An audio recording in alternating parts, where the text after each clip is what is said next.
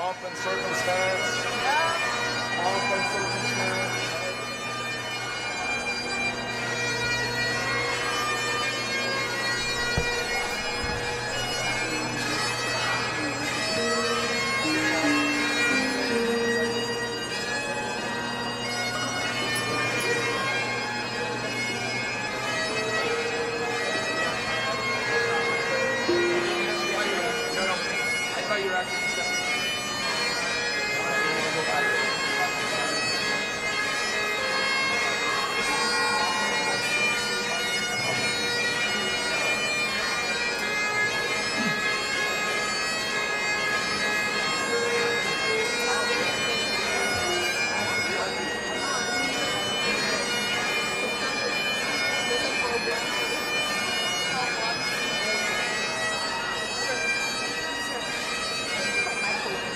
Go grab a program. I didn't get a program. Just have one day. I don't have a mic. It's coming out. Oh. Just run off this.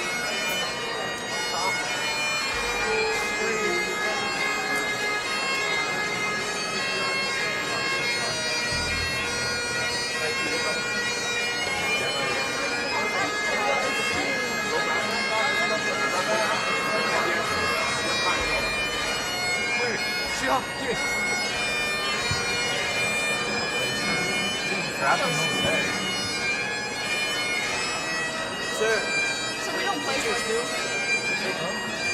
Play for the teachers?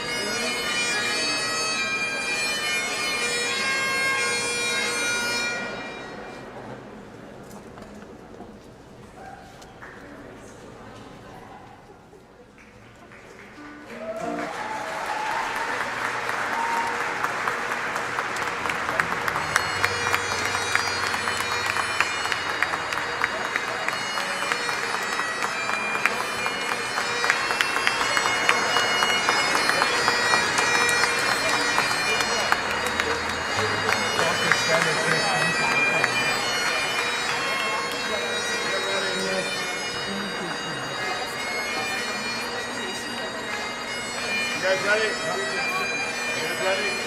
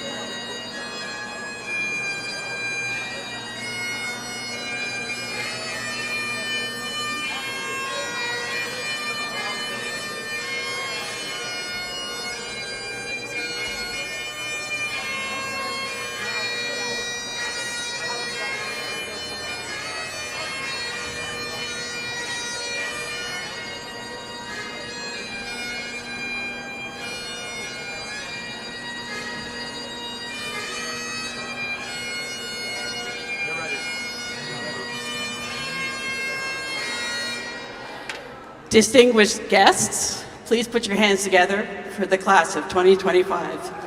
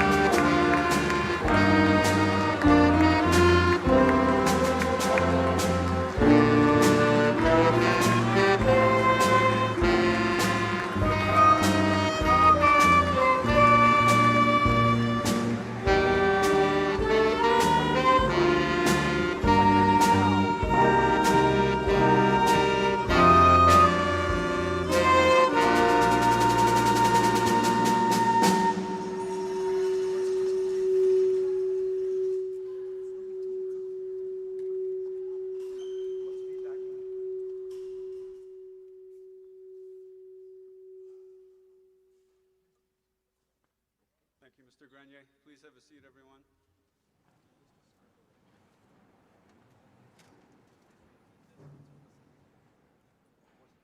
Good morning. My name is Christian Wells. I'm the Director of Programs, and it is my duty and privilege to welcome you this morning to the 152nd graduation ceremony of Stansted College.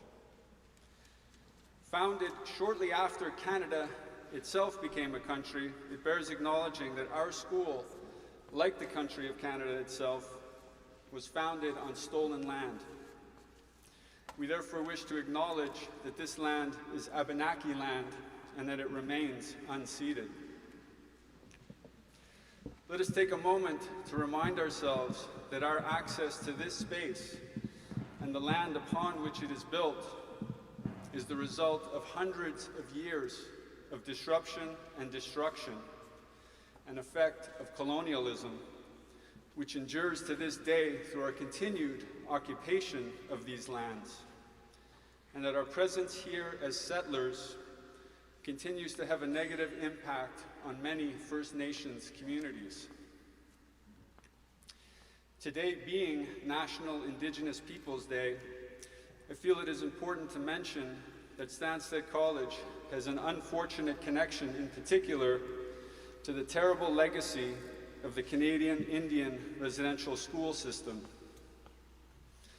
That connection is via an alumnus, Duncan Campbell Scott, who as a boy attended Stansted College, and as a man went on to become one of the principal architects of a system of cultural genocide that has inflicted and continues to inflict indescribable harm on untold numbers of people. I feel it is important to mention this because it is true, and because reconciliation begins with truth. Please, therefore, let us take a moment to recognize and acknowledge the truth of our privilege, of our place, and resolve to embrace the responsibility and the call to integrity that forms an integral part of what it means to be educated. My congratulations to all the graduates, your parents and families. This is a very special day. You have accomplished a wonderful thing. Enjoy your achievement as well as your plans. Welcome, everyone.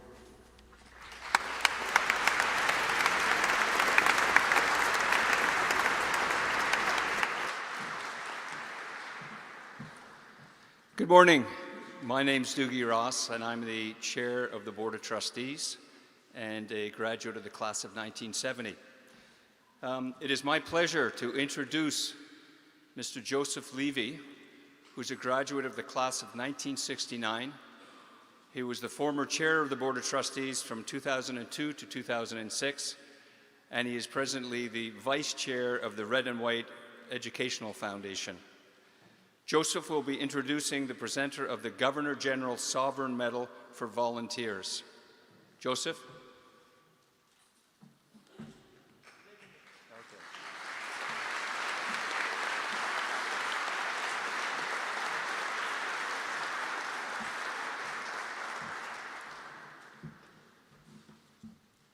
Thank you for your patience.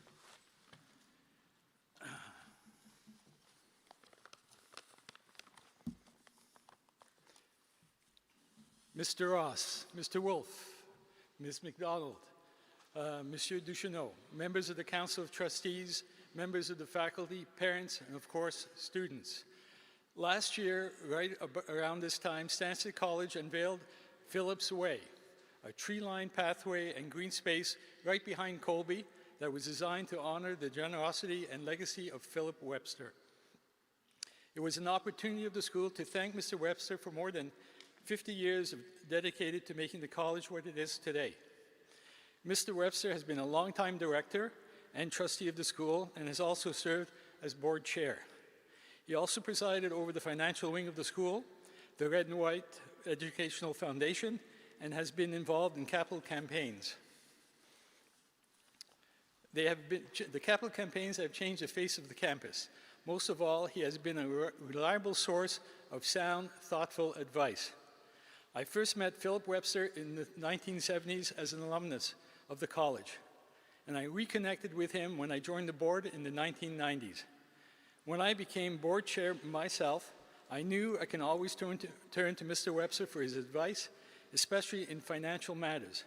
It is safe to say that the board chairs that followed, George Beaubien, Jonathan Cowan, and now Doogie Ross, have relied on him as well. Thanks to his efforts and guidance, Sansa College has established a solid financial position that will ensure the prosperity of the school for future generations. And what's most remarkable about all this is that Philip Webster did not attend Stanford College, nor did those members of the Webster family who came before him, who likewise helped govern the school going all the way back to the very beginning in the 1870s. So you must be asking yourself, why are we honoring Philip Webster today? To understand this, we have to go back to when Philip first got involved with the school, and around that time I was a student of Stanford College. Back then, Stanford College was not fiscally sound as it is now, nor was it, shall we say, reputationally sound. It was an all-boys school then and was known for taking boys like me. It was often referred to as a school of last resort.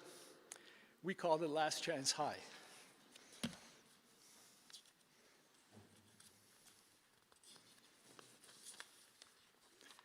Like his uncle Eric, before him, Philip Webster became involved and stayed involved because Stanford College needed help. And that brings us to a reason I'm speaking to you today, because Philip Webster has not only helped Stanford College, but he was also president of the Piggery Theatre in Hatley, and he was also the chairman of the selection committee for the new hospital, the MUC Hospital in Montreal, which is now known as the Glen.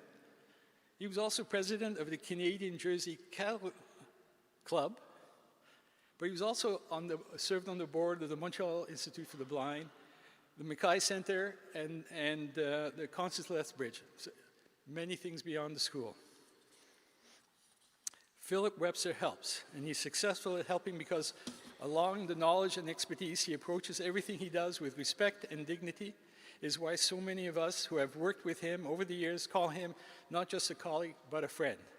It is for these reasons that Mr. Webster was earlier this year named the recipient of the Governor General's Sovereign's Medal for Volunteers. The medal recognizes the exceptional volunteer achievements of Canadians across the country in a wide range and pays tribute to the dedication and commitment of the volunteers.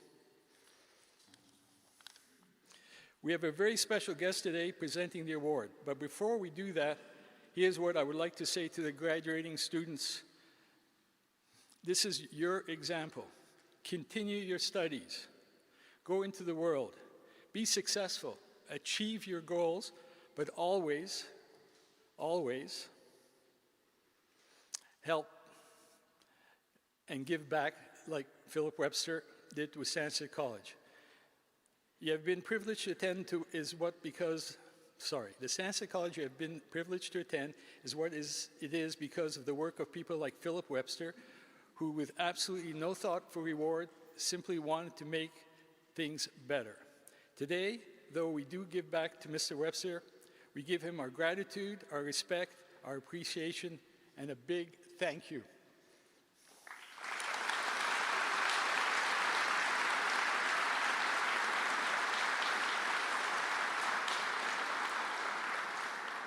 And now, it gives me great pleasure to turn the presentation over to Monsieur Jacques Ducheneau, aide-de-camp to the Lieutenant Governor, the Honorable Manon Genot, Inspector General he was also the Inspector General of the City of St. Jerome.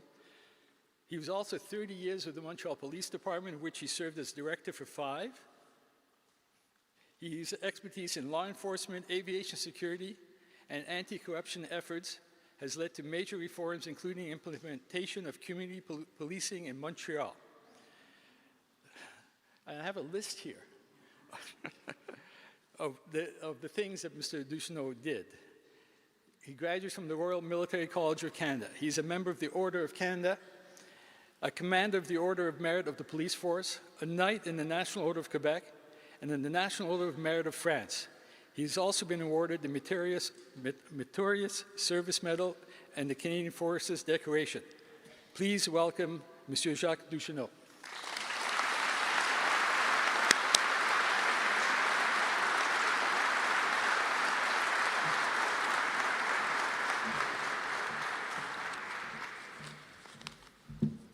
Sir. Thanks a lot.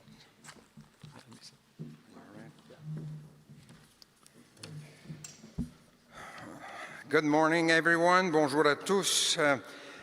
C'est avec un très grand plaisir aujourd'hui pour moi d'être ici pour représenter l'honorable Manon Janotte, lieutenant-gouverneur du Québec, afin de souligner le parcours exceptionnel de M. Philip Webster et de célébrer avec vous ce moment de reconnaissance. So, it is with a deep sense of privilege that I join you today as the official representative of the Honorable Manon Janotte, Lieutenant Governor of Quebec. On her behalf, I have the honor and the responsibility of acknowledging the life and contribution of Mr. Philip Webster in the company of his family and the Stansted College community. Actually, what a beautiful day today to celebrate both accomplishment and fresh beginnings. To the graduating class of Stansted College, my warmest congratulations. You look so great. Yeah.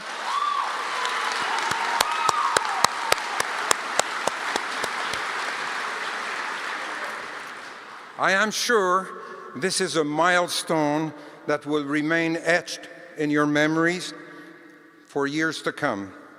Trust me on this. Now to your proud parents and families, thank you for your devotion, your constant encouragement, and your unwavering presence. This celebration belongs to you too as well. Let's never forget that. Behind many performances of leadership, there is often a discreet but vital presence, a source of constancy and reflection and of the heart. We are grateful today to be joined by Mr. Webster's immediate family, his beloved wife Judith, his son Stuart and daughter-in-law Claire, and his sister Susan. Thank you for being there and for the essential role you play in the story that we commemorate today. Mr. Webster, your commitment to community and country has left a lasting imprint. As a builder, a leader, and a man guided by conviction, you have inspired generations of learners and reminded us all that what character truly means. You represent values that never go out of style. Respect, I saw it. A love of knowledge, I also saw that today. And faith in those who follow us, our graduates. I have a question. What gives life its deepest meaning? It's not status, it's not titles, but the influence we have on others. The hand extended, the word that encourages, and the example that endures. Your presence here among young graduates is especially touching. In many ways, you have remained both a steward and a guide, strategic, generous, and deeply invested in the school's governance as long-term vitality. Mr. Webster, by presenting you with this medal, we are not only reflecting on your past, we are also affirming the kind of future we strive to build. A future grounded in the very values you have exemplified with humility and quiet strength. Thank you, sir, for a lifetime of meaningful service. Your journey reminds us of the everlasting power of integrity, purpose, and generosity. Now, would you kindly join me on the stage, please? I might have something for you.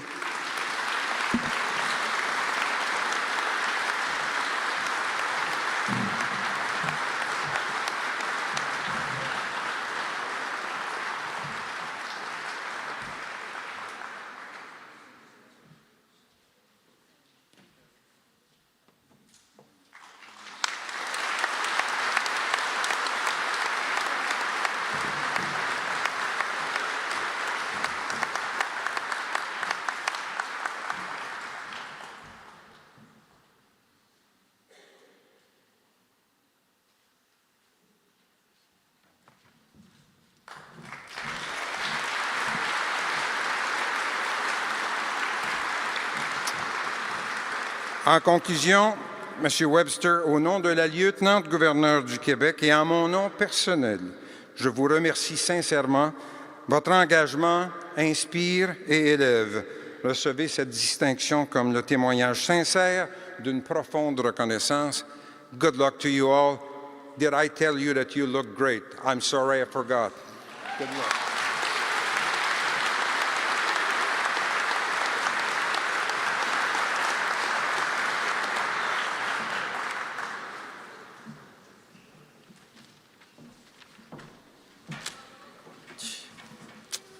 Good morning, everyone. Thank you all for being here. Let me start by asking a question. Have you ever given bad advice before? Like, imagine someone comes up to you and asks about something you genuinely have no idea about, but you feel the need to give them an answer so you don't let them down. You know, there was this moment a while back when a good friend of mine was going through something, and they came to me to ask for help. So I, trying to be a good, supportive friend, launched into this philosophical monologue about how life doesn't have a clear path to it. To be honest, I sounded like I was scrolling through Pinterest, reading inspirational quotes. My friend thanked me after and assured me they were feeling more clarity about their situation, and I was really glad. I mean, I felt like the man. It was like I solved the universe for them. Now, I'm gonna let you guys in on a secret, because I trust you. I had no idea what I was talking about. I was just trying to be comforting, because if a friend comes to you, you can't really just say, yeah, dude, I'm confused too, good luck with that. So I tried my best to be supportive, and honestly ended up sounding vaguely poetic, giving advice that I'm not even sure I believed myself. But that moment stuck with me, because it made me realize something important about life. Nobody really has any idea what they're doing, and that's okay. And in hindsight, this is probably what I should have said to him instead. Even the most put-together people on paper are figuring it out as they go. I mean, I sure don't know how my life is going to turn out. I mean, right now I'm just trying to make it through the speech without my voice cracking. But that's the beauty of life, I guess. We're all experiencing it for the first time, diving in headfirst blind, hoping we don't screw it up. But people forget this fact, and they feel the need to put on this facade of being put together. It's like life is this one giant group project, and all of us are just trying to look busy, pulling our own weight. I could stand here and speak about how over my 5 years at Stanley College, I knew exactly what I was doing and made every decision with utter confidence. I mean, head prefect and all, right? I could even tell you that I knew exactly what my time at university is going to be like next year. But it would be a foolish lie. So, as an 18-and-a-half-year-old, basically a professional adult, here is my take on life. Take it with a grain of salt. Adulthood is confidently winging everything with as much conviction as possible. Now, I know you're thinking, Luke, isn't it kind of bad that I don't know what's going on all the time? But you would be wrong. I'm not saying that you should tackle your life challenges cluelessly, fully embracing that YOLO mentality. I'm saying that you shouldn't be overwhelmed by the things that you can't control. I mean, there are 8 billion people on this planet, and if you think about it, you'll probably only interact with a few thousand in your lifetime. You can't do everything, and you sure can't control everything you may want to control. So if you look around you and you start to feel overwhelmed by the fact that everyone looks like they have the meaning of life figured out, you're not alone. There are about 8 billion other people who feel the same way, but may be too proud to admit it, myself included sometimes. When I was younger, my father's favorite word was cope, which means dealing effectively with something difficult. As I grew up, this word gained more meaning in my mind as I realized how applicable it was to the path of maturity. You're going to feel lost at points in this journey of life, but embrace it and find ways to cope that work for you. Do not be afraid to take on challenges, because the most growth comes from being in uncomfortable situations. And once you start to realize this, those overwhelming moments become a whole lot simpler. So, to my fellow graduating classmates, wherever you're off to next year, we're gonna do great, even if our lives may feel like a roller coaster. To all the other students, take advantage of Stansted and the time you have left here. It's truly one of a kind in a chaotic world. To all the parents, teachers, and friends here today, thank you for always supporting us through the thick and thin. We couldn't have done it without you. Oh, and to my siblings, Caleb and Gracie, thank you for always being my role models and inspirations. I love you guys. I hope you're not crying too much right now, Gracie. Anyways, it's been real Stansted. Thank you.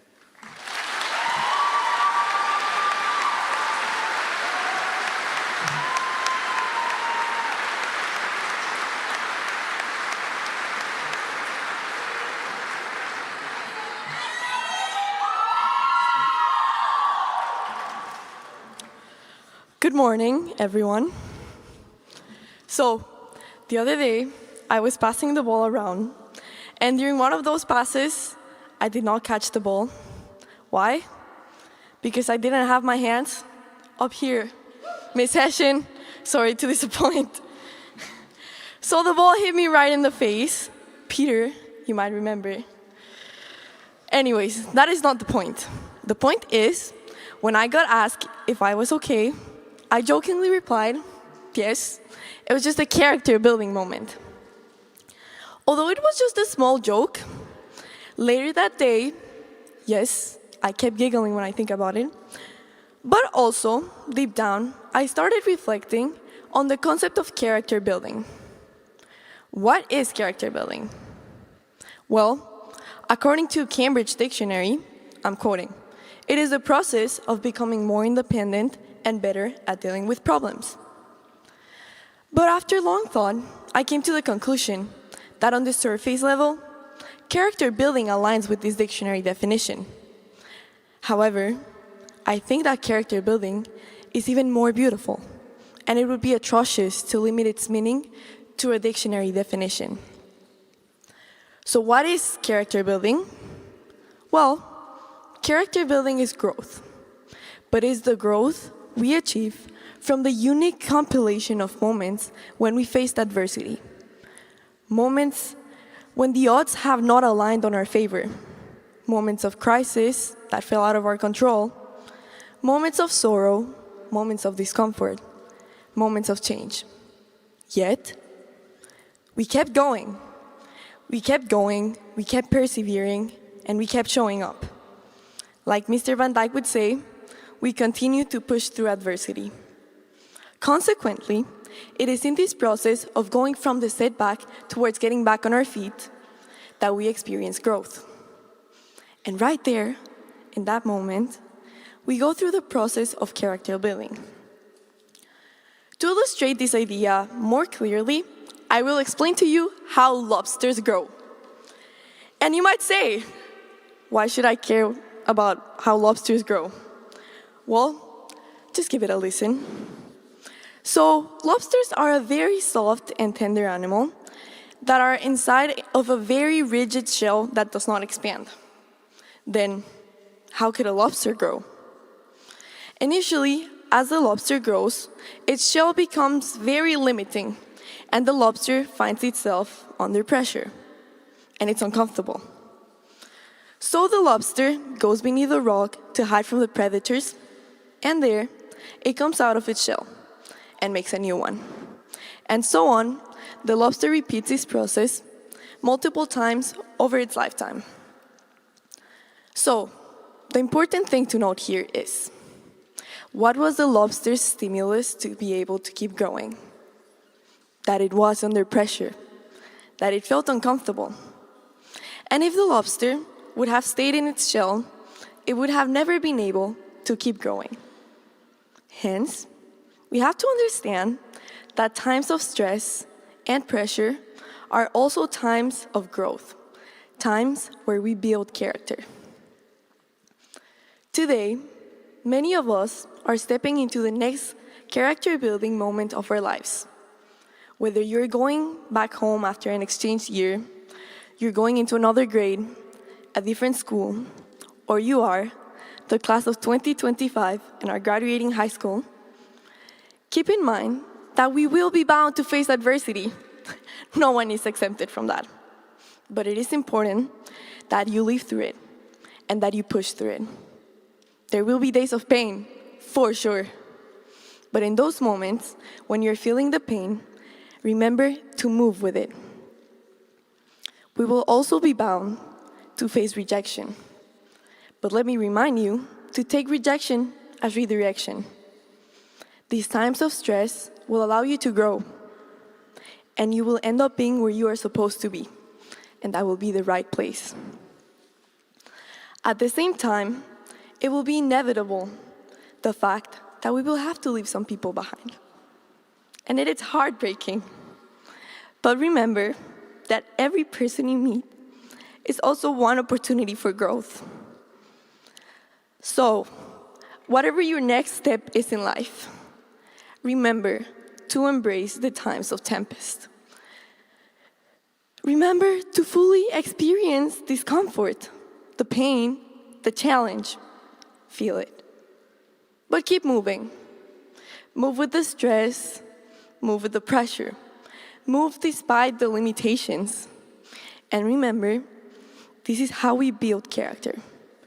This is how we grow. So, before I close my speech, I just want to give a little thank you to my Stansted family. How lucky to have had the opportunity to grow in this place. How lucky that Stansted challenged myself in ways that I would have never thought of, ways that helped me build character. But even luckier to have met so many wonderful people that became my home. How lucky that the other day, as we were listening to Forever by Noah Khan, I understood what he meant by, I won't be alone for the rest of my life. Because I know I won't be alone. I have found my people here at Stansted. All the talks with friends, all the laughs,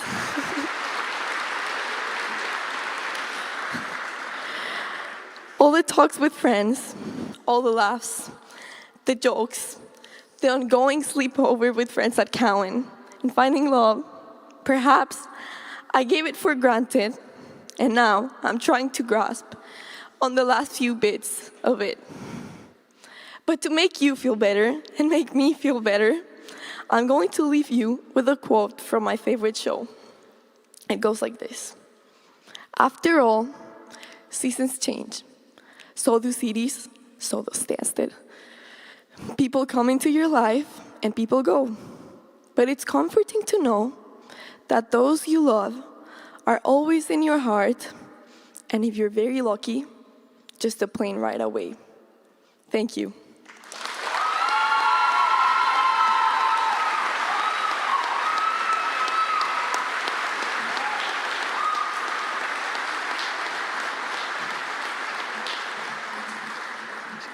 I would like to invite Roger Marino, Dean of Students, to come up to announce the head prefects for 2025-2026.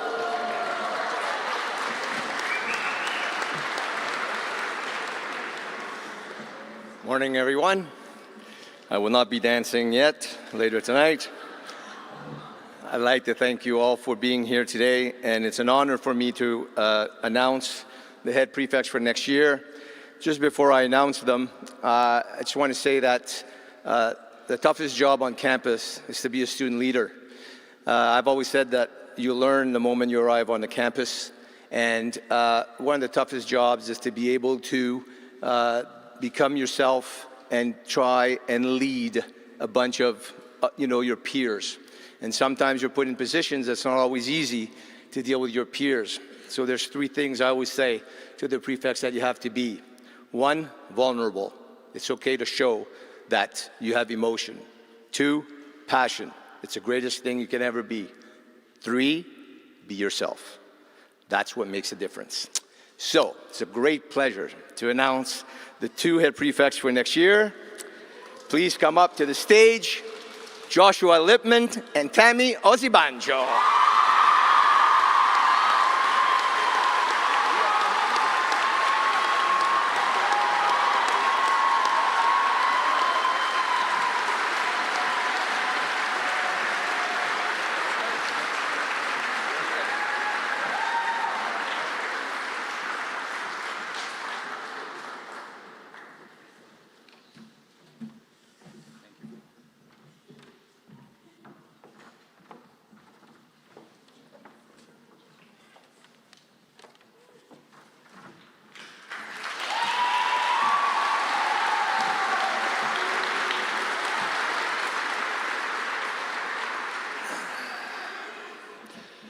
Good morning, everyone.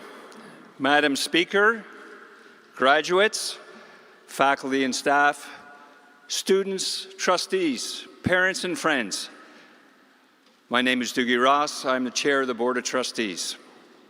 Welcome to the 2025 Baccalaureate service to honor our graduating students and to award many prizes for the accomplishments of this year's student body.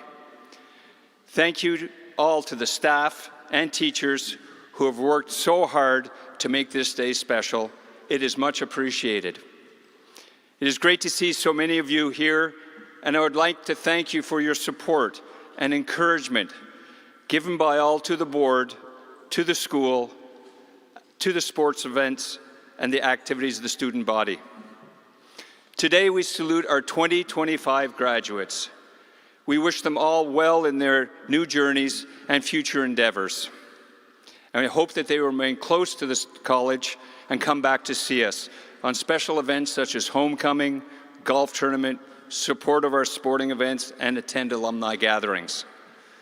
We have been blessed to have all of you here, and thank you all for the contributions to the school.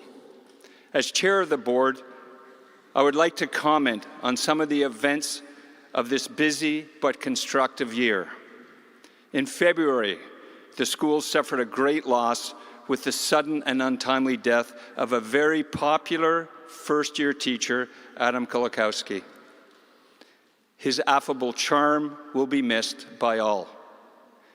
We extend our heartfelt condolences to his wife, his 2 children, and wish them all well after this overwhelming loss. I would like to thank the Board of Directors for their help and support during a very difficult time. Unfortunately, in March, the board made the difficult decision to end the tenure of Joanne Crothers as head of school. This wrenching decision was made thoughtfully after due consideration.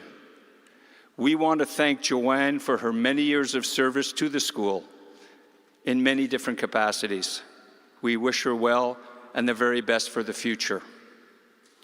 We were extremely fortunate that the former head of school, Mike Wolf, was able to step in on an interim basis to manage the school while an in-depth search began for a new head. We thank him most sincerely. We are grateful too to the staff and teachers who continued to focus on our students and added continuity and stability at a very difficult time for everyone. I would particularly like to thank board members who were extremely helpful during this trying period.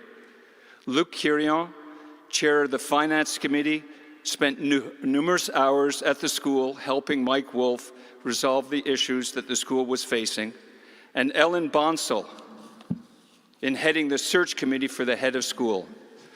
Both contributed many, many hours to complete these tasks, and we thank them most sincerely. I would also like to acknowledge Judith and Philip Webster, who provided me personally with friendship and counsel during this trying time. Their help is much appreciated. It is my great pleasure to be able to announce to you that after a lengthy and diligent search, we have found a person in whom we have a great faith as the new head of school. She comes to us from Ottawa, where she was serving as the Associate Deputy Minister of Finance after many years of service at high levels in the Canadian Civil Service. A graduate of Smith College, she has a master's degree in International Affairs and is the first female graduate to head the school. She was one of only 10 Stansted Scholars in the history of the school. She graduated in 1995 as head prefect, winner of the Pitcher Memorial Prize, our top honor, and the Truman McFadgen Award as top female athlete.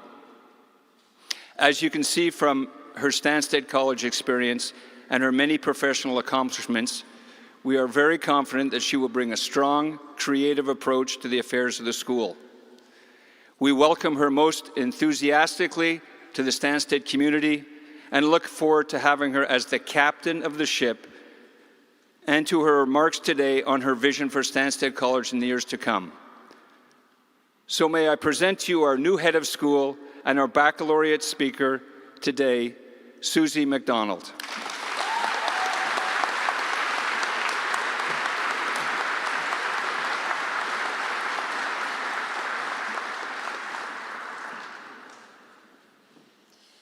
Distinguished guests, parents, extended family and friends, trustees, faculty, staff, and to you, the graduating class of 2025. Thank you for the honor and the privilege of offering a few words on this truly momentous day. It is with immense pride and a deep sense of connection to Stansted that I stand before all of you today. You will undoubtedly hear that today is the first day of the rest of your lives, and that you will look back at this moment, at this time, as a defining period in your journey. And that, in many ways, is profoundly true. This day marks a pivot point from one chapter to the next. But I also like to remind people that life is never a single grand leap. Life is, in fact, a series of small and sometimes less small steps. And so each of you today is taking the next step in your unique and unfolding journey. That next step may look different for all of you, and that is precisely as it should be. Some of you are off to your dream college or university with a clear vision of what you want and a career path that you intend to forge. Your enthusiasm is palpable, and your clarity is inspiring. Others may have chosen a major, perhaps with a sense of excitement mixed with a healthy dose of uncertainty, wondering what the future holds. Some of you are staying right here, and I look forward to spending quality time with all of you over the coming years. All of these steps, regardless of their immediate destination, are incredibly important. They are, most likely, exactly right for you at this particular time in your lives. Embrace them. Life, as you are quickly discovering, is rarely a straight line. It is filled with twists, turns, unexpected detours, and moments of profound challenge. When things become overwhelming, and trust me, they will, I want you to remember this simple yet powerful mantra. You do not need to decide your whole future in this moment. You need to only decide to take the next step. This isn't about avoiding long-term planning, but rather breaking down daunting challenges into manageable actions. It's about having the courage to try something new, to test a new path, to try a new sport, join a new club, take a class that is outside your comfort zone, try out for the school play. Each of these steps opens new doors, new worlds, and unless you try things, you will never be sure that you are on the right path. I remember vividly the beginning of the pandemic, a time that tested our collective resilience and forced us into unprecedented uncertainty. As a decision maker in the government, the weight of the moment felt overwhelming. We understood that borders were going to close, businesses would shut down, extraordinary measures would be taken to protect the health and safety of Canadians. We genuinely did not know what was coming next or what the ultimate impact of our decisions would be. I distinctly remember waking up one morning, watching the Prime Minister on the television and thinking, we will have either saved the country or ruined it, and we won't know for years to come. In that moment, facing such momentous decisions with limited information, immense pressure, what we did was take it step by step. We didn't have all of the answers, but we had the next answer. We moved forward with that. We focused on the immediate, the pressing needs, building solutions incrementally, adapting as new information emerged. This fundamental approach applies not just to a national crisis, but to every personal challenge you will encounter. When the path ahead is unclear, just identify the very next step and take it. This is a big example, but there are many moments when frozen with indecision, the right thing to do is to just keep putting one foot in front of the other.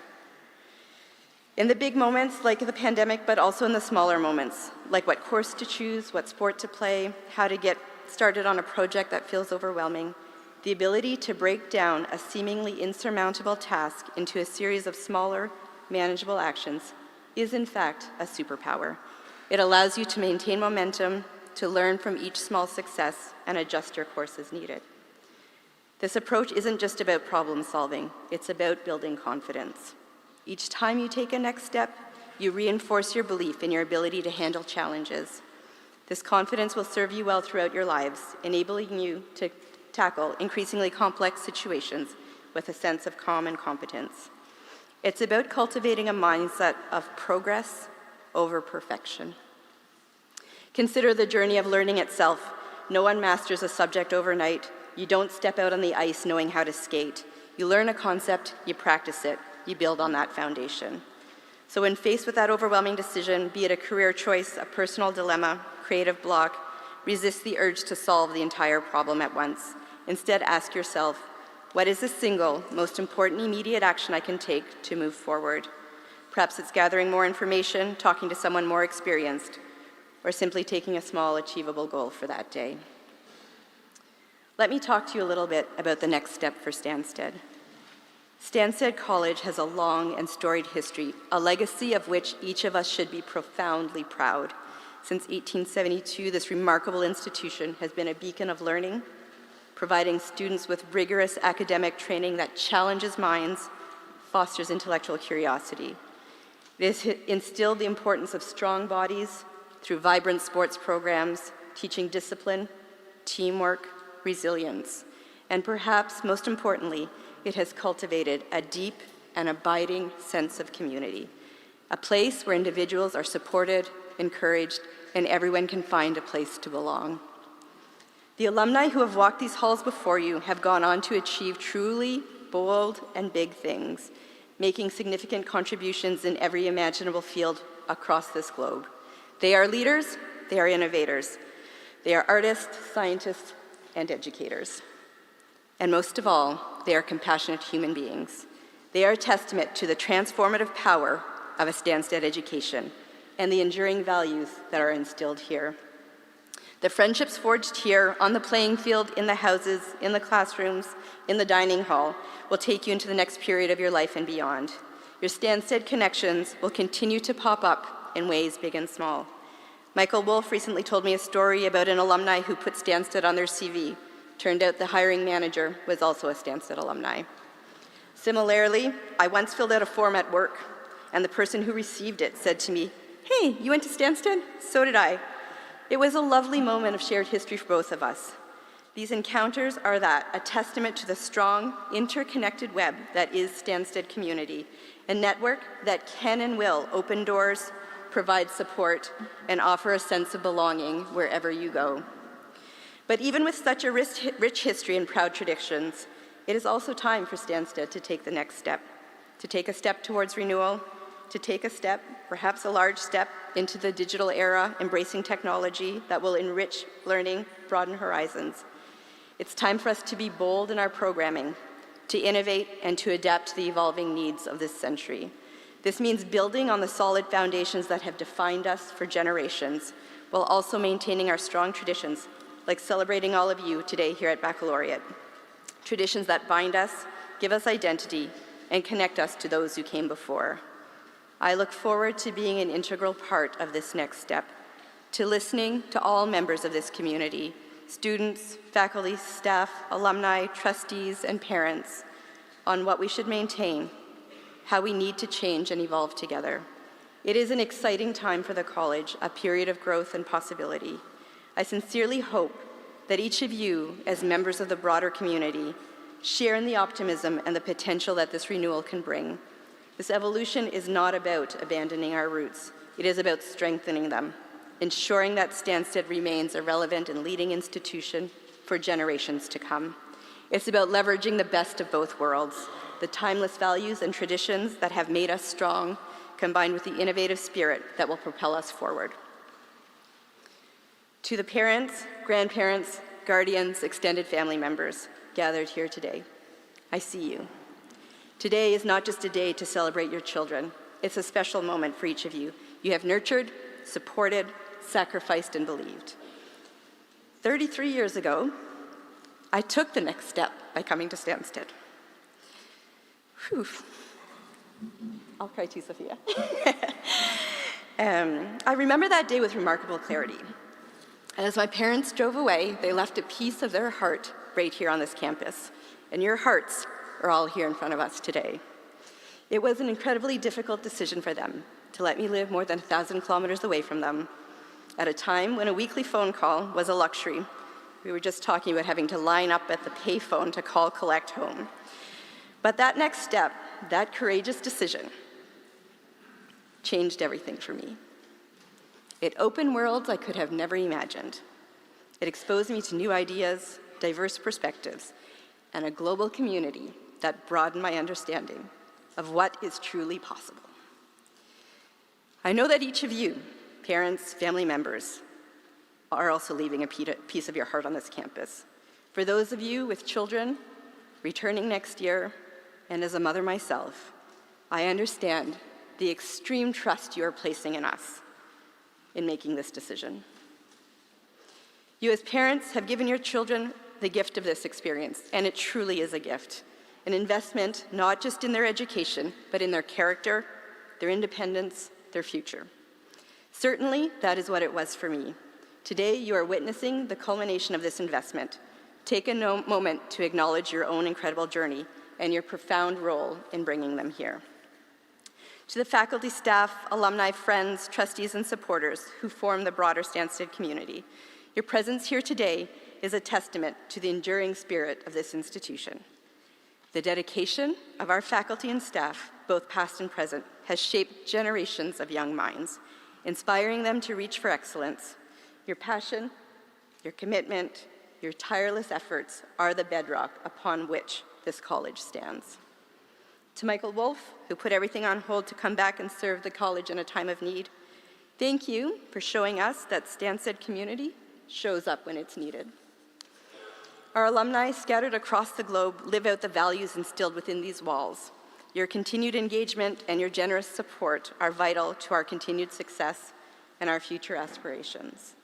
As we embark on this exciting period of renewal, we will lean on the collective wisdom, experience, and passion of this community.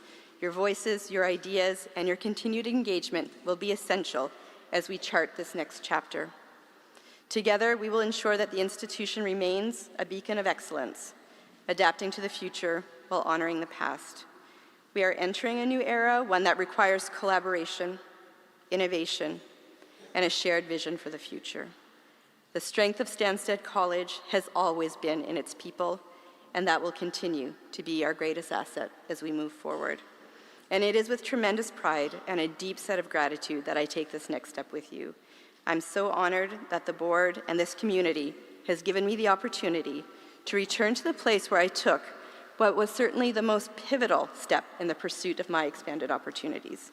It is a privilege to be part of this journey, and I'm committed to working tirelessly to ensuring that Stansted College continues to thrive and to inspire for generations to come.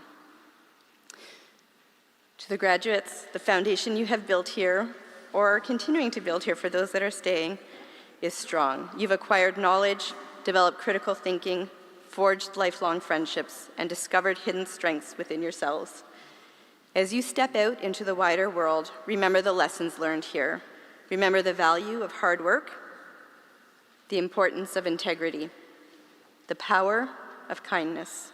Remember that success is not just about accumulating achievements. It's about making meaningful contribution, about living a life of purpose, about embracing a journey with an open heart and a curious mind. You will face challenges. There will be moments of doubt, setbacks, perhaps even failures. When those moments arise, remember, break it down, focus on the immediate, and just take the next step. And finally, Stansted College, remember the teachers who inspired you, the friends who shared your triumphs and challenges. This place will always be a part of you, and you will always be a part of us. Thank you.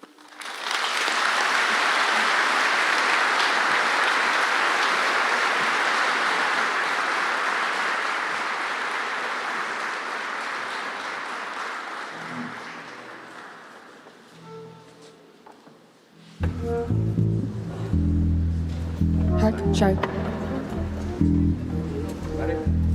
It's all ready.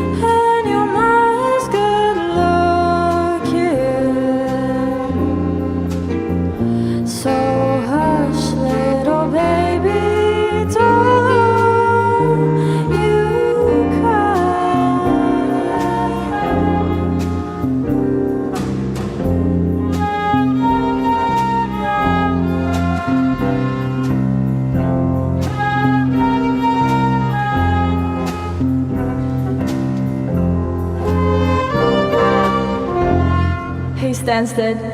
It's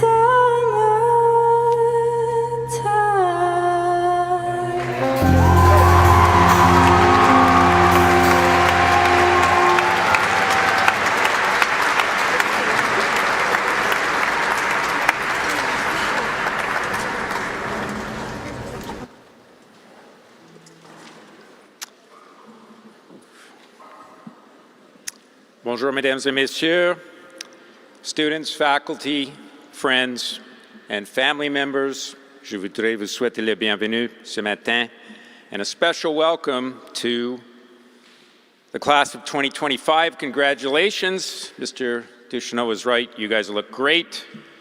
My name is Mike Wolf. I was head of school from 2005 to 2023, and I'm the interim head of school now.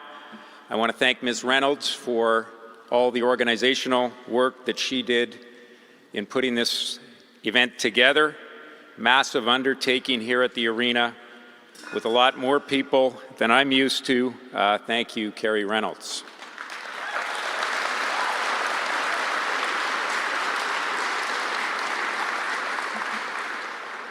Stand up and take a bow, Mr. Grenier. Thanks to you, your band.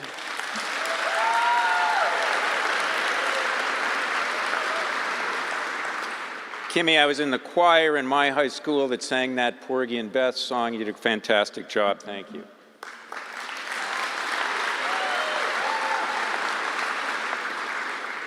Thank you, Mr. Wells, for your thoughtful, meaningful, and truthful welcome this morning and your call to action.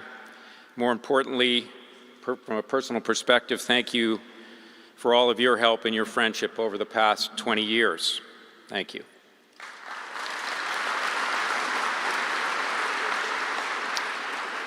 And thanks to our head prefects, Sophia and Luke, who both did an excellent job this year in representing the student body, leading by example and modeling the Spartan way.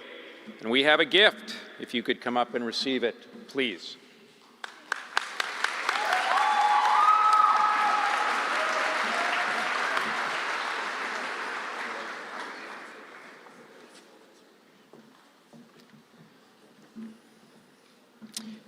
And thank you, Mr. Philip Webster, for over 50 years of outstanding and selfless dedication, loyalty, and service to Stansted College.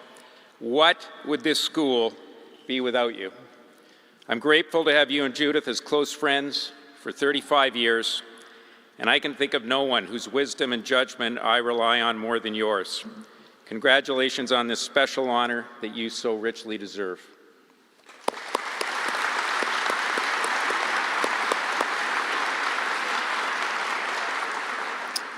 Special welcome and many, many thanks to Susie McDonald, our new head of school. To say that we are thrilled with Susie's selection would be a monumental understatement. I remember Susie well from her time here in the 1990s when she was a tremendous student, athlete, and above all, leader. The little joke I said was, back in 1995, it's not a real big change for Susie because she was running the school back in 1995 anyway, so it's an easy transition. We are extremely lucky to have her back to guide Stansted forward. Her expertise, vision, drive, and passion, because this is Susie's passion project, are exactly what Stansted needs now and in the years ahead. Susie, we're absolutely delighted to be able to welcome you back home, and we wish you all the very best.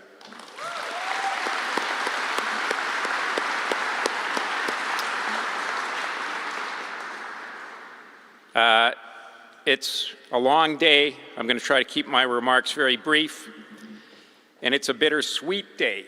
On the one hand, it's a day of celebration for everyone here today. On the other hand, many of us returned last night from a ceremony in memory of Stansted alumnus Ryan Bedard, class of 2010, who recently passed away at the age of 34 after a long battle with cancer.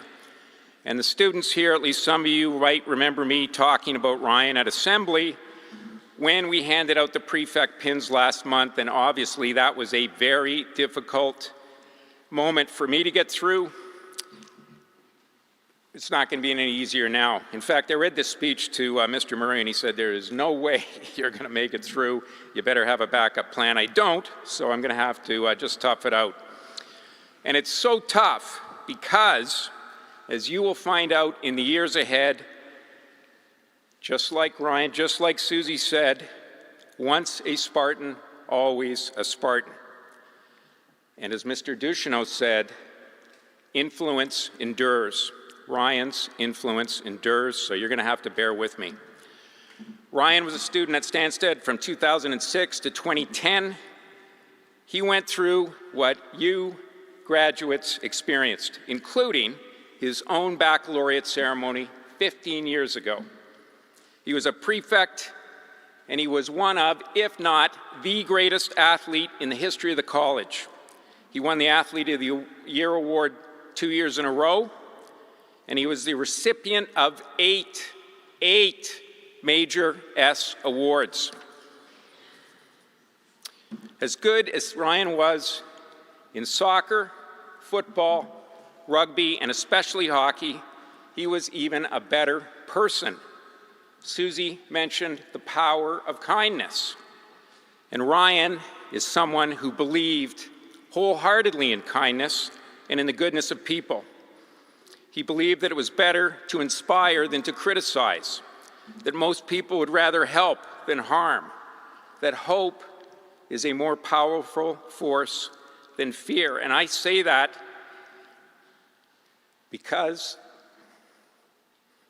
I saw him do that with people who did not seem particularly kind or good, but Ryan was somehow able to find that in them and bring it out. And remembering Ryan makes me want to hope for the best, even in a world that today seems to continually sabotage that aspiration. So for graduates of 2025, guess what? You're going out into that world now. Guess what also? You're going to discover that as the years pass by, you are going to have to face some of life's toughest realities. And when you do, you are going to be tempted to just avoid them, to grow cynical, negative, and cold, and to forget that naive faith in the world. There's no question that you're going to find this out. You will know. The question is, what are you going to do once you know? How are you going to live your life after you've been knocked down? How are you going to live your life after you've seen cruelty in all its forms? After you've faced life's toughest realities? Do you let your heart grow cold, or do you default to kindness? The big question is, how are you going to keep your faith in people? And I know what Ryan would say. He'd say it's easy. People are good. I see it every day, and I see it everywhere I go. That's the world that Ryan Bedard chose to see and live in, and that's the world we should be trying to see and live in. And you know what? That world really is out there. Kindness is out there. Hope is out there. Goodness is out there. They might seem to be hidden behind arrogance and anger, selfishness and fear and all the rest, but it's out there. I know it. Ryan knew it. Now go out, find it, and live it. Thank you. Anybody have water?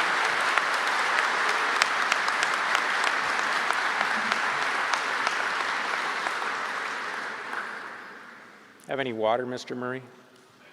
Thanks.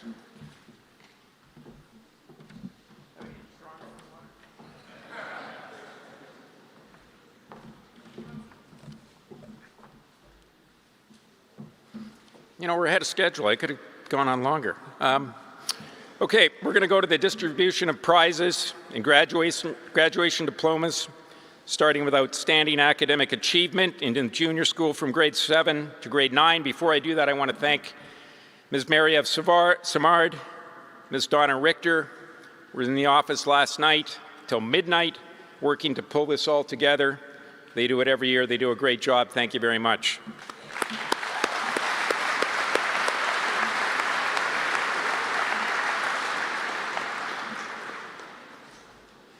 Luke, you mentioned your hope was to get through the speech without your voice cracking. I'm not a very good example. It's already happened, don't worry. Hopefully I can make it through the rest. So we're going to begin by awarding certificates of academic achievement with distinction and with great distinction and academic awards. And the distinction award means that a student has achieved a final academic average of between 80 to 84.9% in all subjects. If you get a certificate with great distinction, that means you have an overall average above 85%. Our Director of Academics, Andrew Blair, our Director of University Guidance, Aaron Hessian, will facilitate the awarding of academic prizes and school diplomas, as well as all of the special prizes. I'd like to call upon Mr. Tom Peasley, the head of the English department, to present the grade 7 awards. I'm going to read through all of the grade 7 awards, and then if you could all come up together, please, afterwards.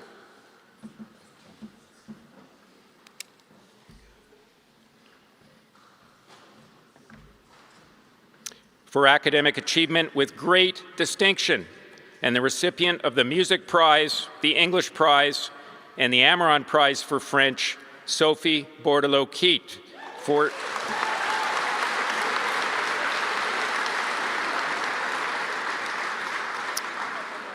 Okay, I'm going to repeat that. I'm going to read through this group entirely, all 6, so please hold your applause until I get to the end. For academic achievement with great distinction, the recipient of the Science and Technology Prize, the History and Citizenship Prize, the Geography Prize, the Sybil Galambos Prize for Francais, the Mathematics Prize, and the Physical Health and Education Prize, Laurel Dudley. Yeah, that has to get a round of applause. For academic achievement with distinction, Olivia Goodsell. For academic achievement with great distinction, Taya Liverpool. For academic achievement with distinction, Sheridan McGilvery. And for academic achievement with great distinction, and the winner of the Art Prize in grade 7, Alex Rohde.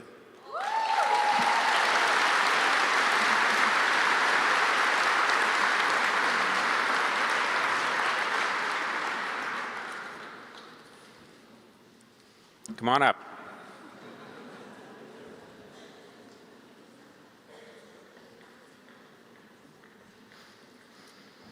Mr. Chandler, head of the Humanities Department, you are on deck to present the Grade 8 awards.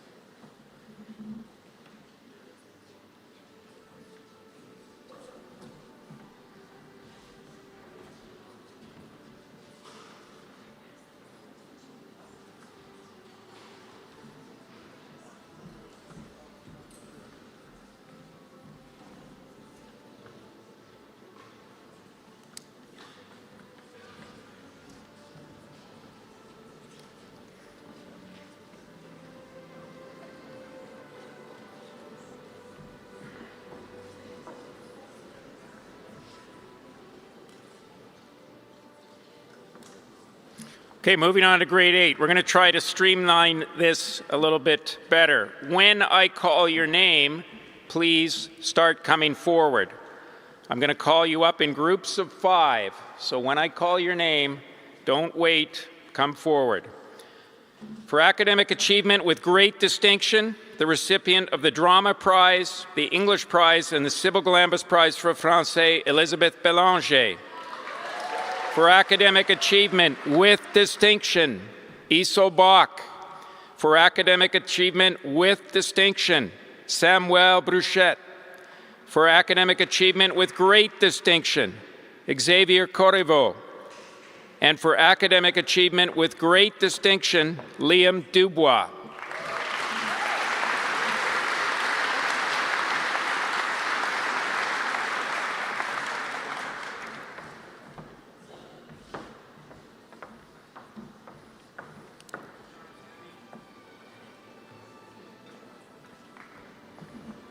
For academic achievement with distinction, Si Yuan Jason Fong. For academic achievement with great distinction, Maite Gomez Araujo. For academic achievement with distinction, the recipient of the Geography Prize, Owen Griffith. For academic achievement with distinction, Juncheng Nemo Hu. And for academic achievement with great distinction, the winner of the Music Prize and the Science and Technology Prize in Grade 8, Yinyo Arnold Jiang.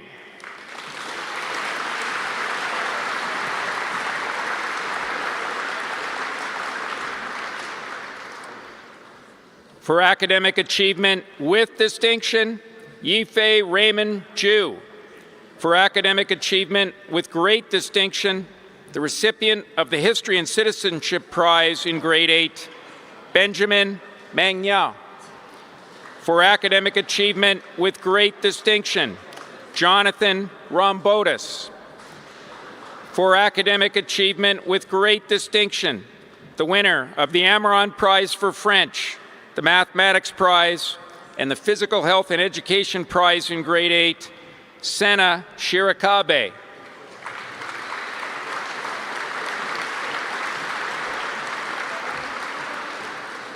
And the winner of the Grade 8 Art Prize, CU Emily Song.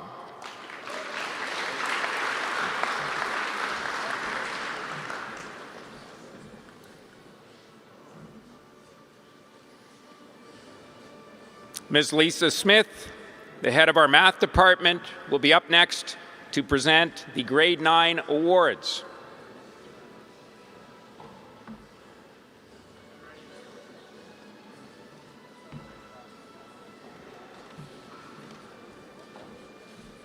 Once again, I'm going to call you up in groups of 5. When I announce your name, please come forward.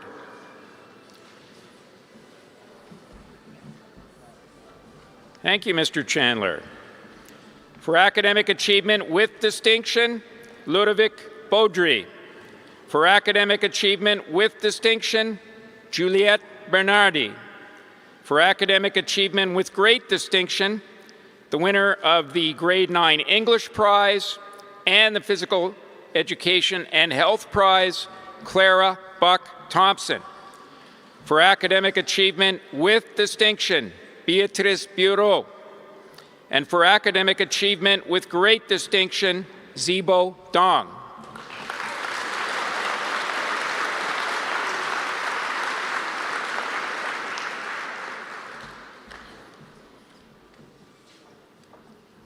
For academic achievement with distinction, Rufus Dawson. For academic achievement with great distinction, Benjamin Fiertz. For academic achievement with great distinction, the recipient of the Sybil Galambos Prize for Francais and Drama in Grade 9, Camille Lacroix Pilan. For academic achievement with distinction, Jacob Leduc. For academic achievement with great distinction, William Little.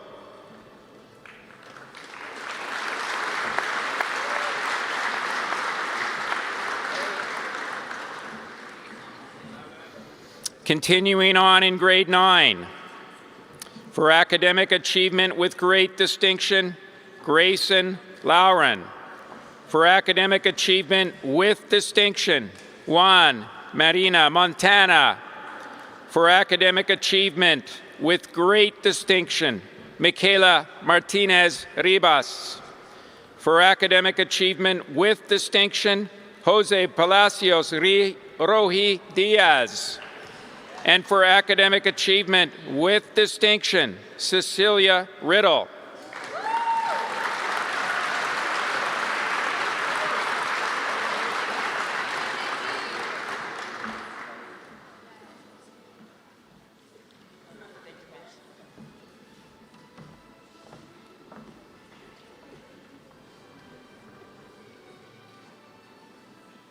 For academic achievement with great distinction, the winner of the Cultural and Citizenship in Quebec Award for Grade 9, Benjamin Rioux. For academic achievement with distinction, Sophia Smemiot. For academic achievement with great distinction, the winner of the Music Prize and the Amaron Prize for French in Grade 9, Jade Thibault. And for academic achievement with great distinction, the winner of the Art Prize, the Science Prize, the History and Citizenship Prize, the Technology Prize, the Mathematics Prize, and the Most Improvement in French Award, Erica Ueno.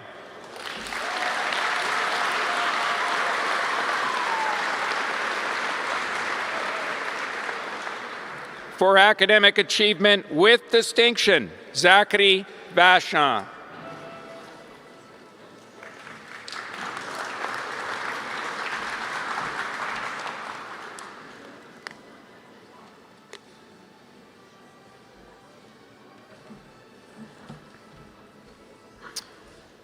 Ms. Laura Kirby, the head of our science department, will present the Grade 10 awards.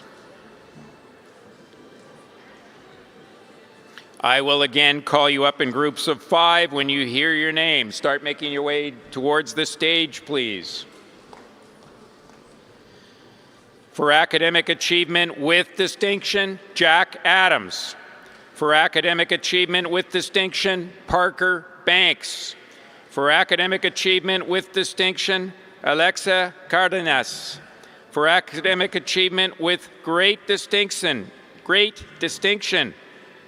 Ryan Chan. For academic achievement with great distinction, Emma Chen.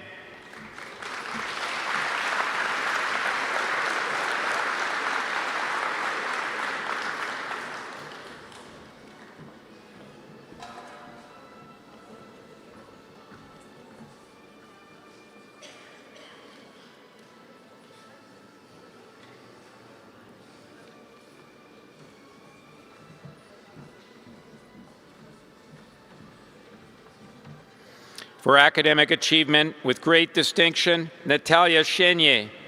For academic achievement with distinction, Claudia Corral Perez Roldan. For academic achievement with distinction, Kiara Curtis. For academic achievement with distinction, Blake Dandino. For academic achievement with distinction, Vincent de la Riera.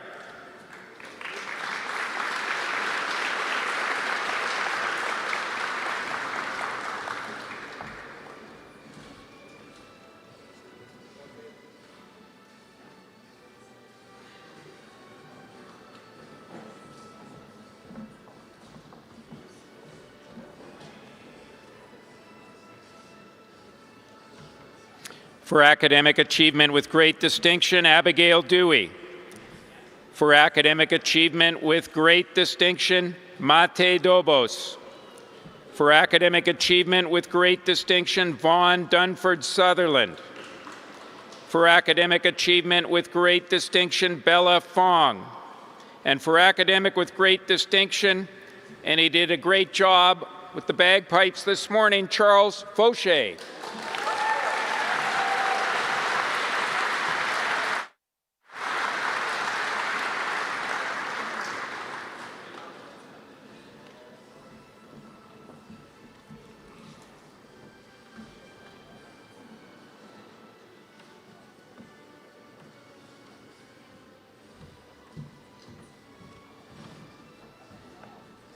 For academic achievement with great distinction, Charles Genereux. For academic achievement with great distinction, the winner of the Grade 10 Art Prize, the Historical Society Prize, the Science and Technology Prize, and the person in Grade 10 with the highest academic average in Term 3, Noah Grenier.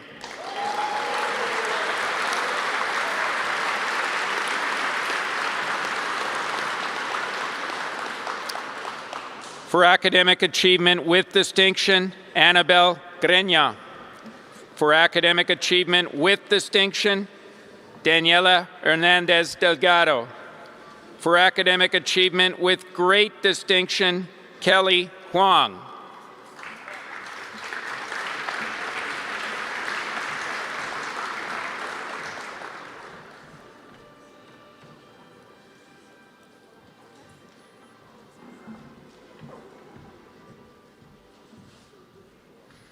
For academic achievement with great distinction, Carrie Huang. For academic achievement with great distinction, Emma Kaidas. For academic achievement with great distinction, Emily Labonte. For academic achievement with great distinction, Alexis Lavoie. And for academic achievement with great distinction, and the winner of the Anne Mackenzie English Prize in Grade 10, Sarah Leger.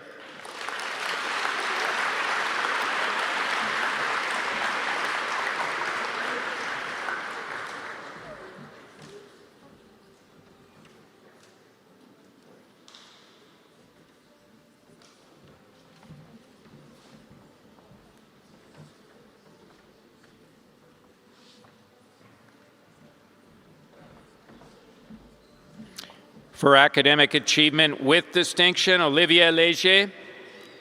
For academic achievement with great distinction, the winner of the Sybil Galambos Prize for Francais and the Drama Prize in Grade 10, Elsa Leveillé. For academic achievement with distinction, Stanley Lin. For academic achievement with great distinction, the winner of the Grade 10 Mathematics Prize, Lucy Liu. And for academic achievement with distinction, Roger Marcoux.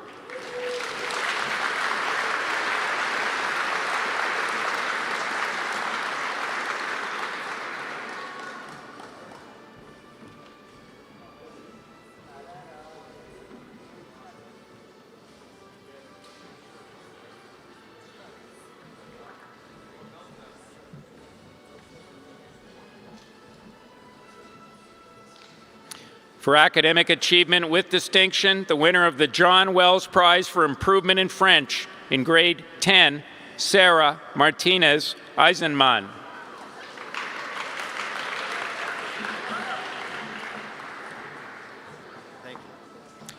For academic achievement with distinction, Josuke Masuda. For academic achievement with great distinction, Leah Noble. For academic achievement with great distinction, Dahlia Robert. And for academic achievement with distinction, Noah Roy.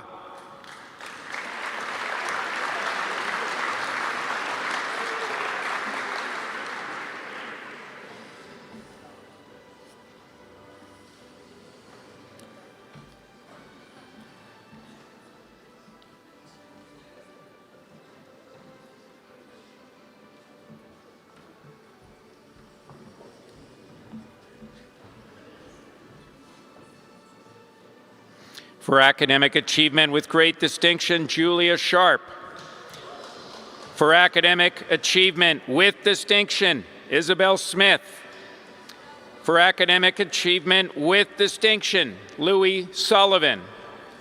For academic achievement with great distinction, the winner of the Grade 10 Prize, Culture and Citizenship in Quebec, Mike Sun.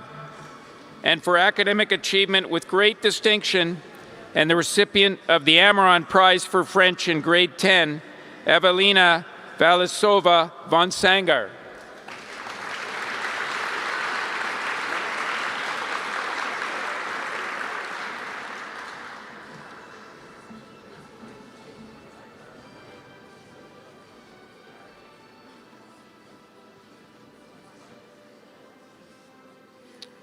For academic achievement with distinction, Jade Wilson. For academic achievement with great distinction, obviously the winner of the Grade 10 Music Prize, Kimmy Zhu.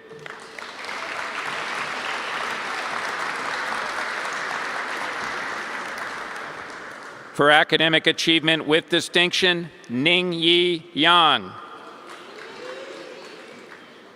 For academic achievement with great distinction, she's not here today, but we recognize Shan Mei Zhang. For academic achievement with distinction, Keisha Zonan.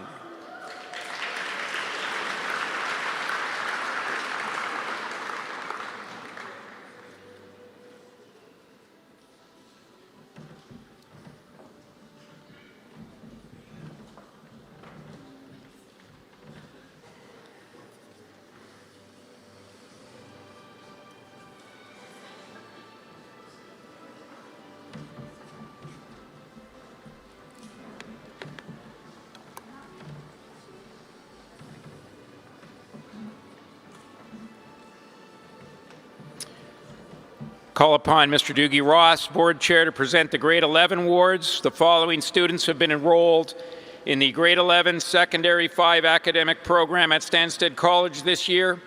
Students may qualify for the Quebec Secondary School Leaving Certificate and/or the Stansted College Grade 11 Diploma.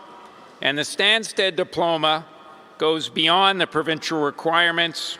It reflects good standing in 7 500-level courses. Once again, I will call you up in groups of 5. When you hear your name, please come forward. For academic achievement with distinction, Maxime Aboud. Elijah Arrigo.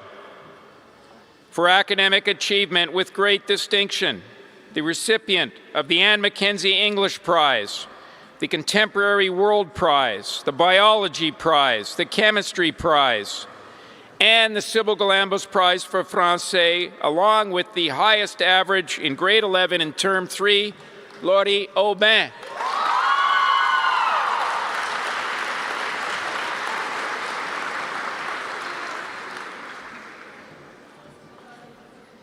I hope your family brought a trailer, Laurie. Tommy Barton, the winner of the J.D. Ferguson History Prize in Grade 11, Heinrich Bornmuller.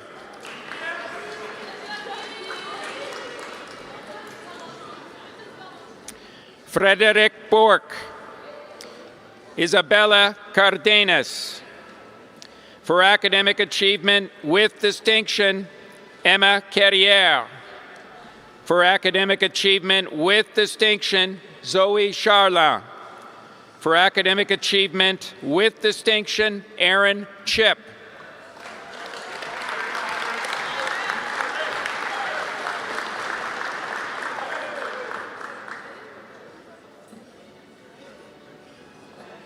Good work, Freddie.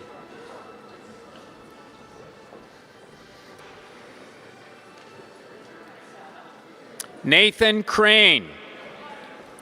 For academic achievement with distinction, Charlie Danks. Gio de la Fuente Alvarez. For academic achievement with distinction, Gabriel DeSantis. For academic achievement with distinction, Noah Egger.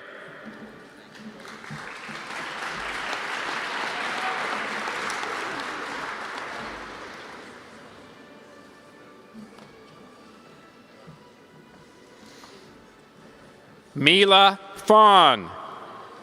Logan Farrar Foote.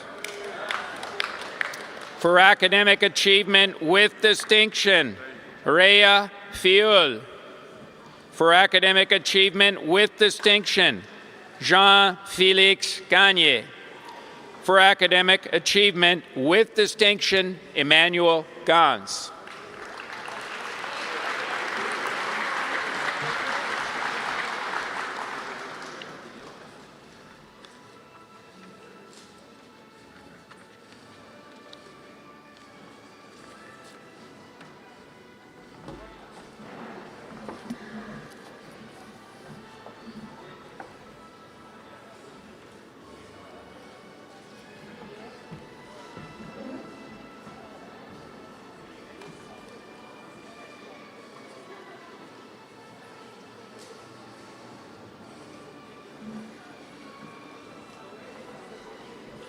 For academic achievement with great distinction, and you would have seen her work in the upstairs lounge here during homecoming, an obvious winner of the AP Art Prize in grade 11, Mo Han.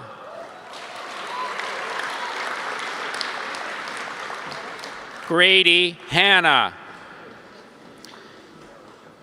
For academic achievement with distinction, Madden Labor. Charlotte Lebrec. For academic achievement with distinction, Mélie Laforge.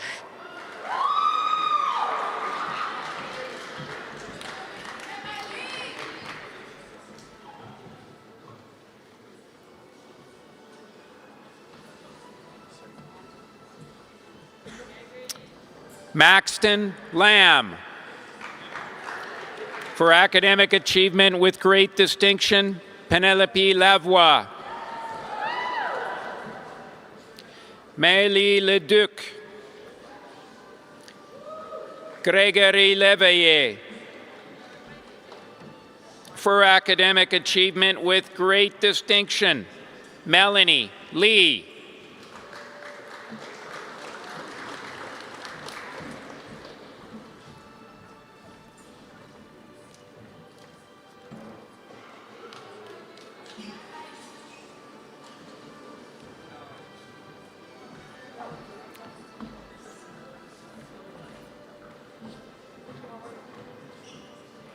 For academic achievement with distinction, Emma Lintner.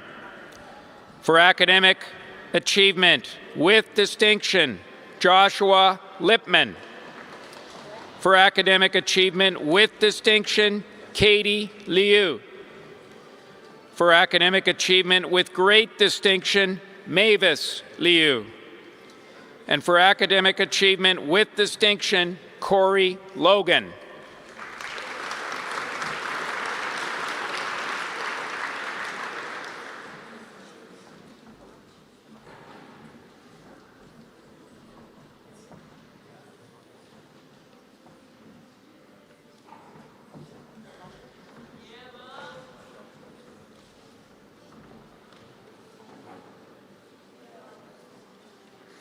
For academic achievement with distinction, Matthew Ma.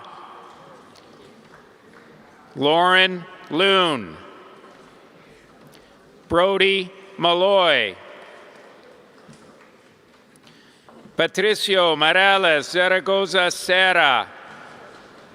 For academic achievement with great distinction, Jonas Burr.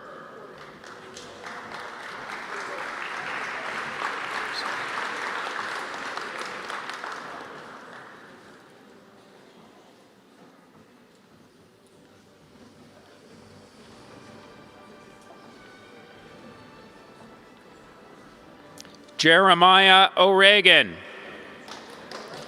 For academic achievement with distinction, Dylan Orr. For academic achievement with great distinction, and Tammy has been nominated for the St. Michael's College Book Award, an award that recognizes students who demonstrate a strong commitment to community service, peace, justice, and academic excellence. And these nominees will be considered for a full tuition scholarship to St. Michael's College in Vermont, contingent on an offer of admissions to the college. Congratulations, Tammy Osabanjo.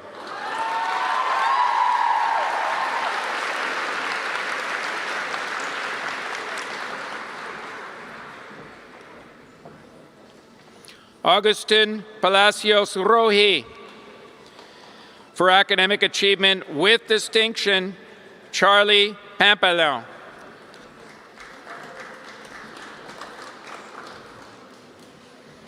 Gabriel Poitras. For academic achievement with great distinction, Macy Putka. Alvin Chan. For academic achievement with great distinction, Mathieu Remillard. For academic achievement with distinction, Henry Riddle.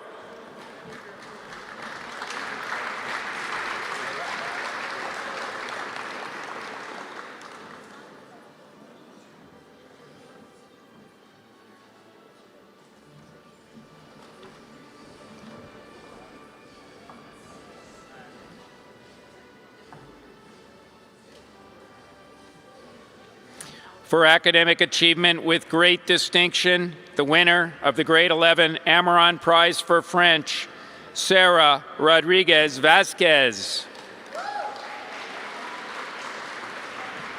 Anthony Rombatis. Max Shepard. For academic achievement with distinction, Walker Smits. For academic achievement with great distinction, Matilda Stepien.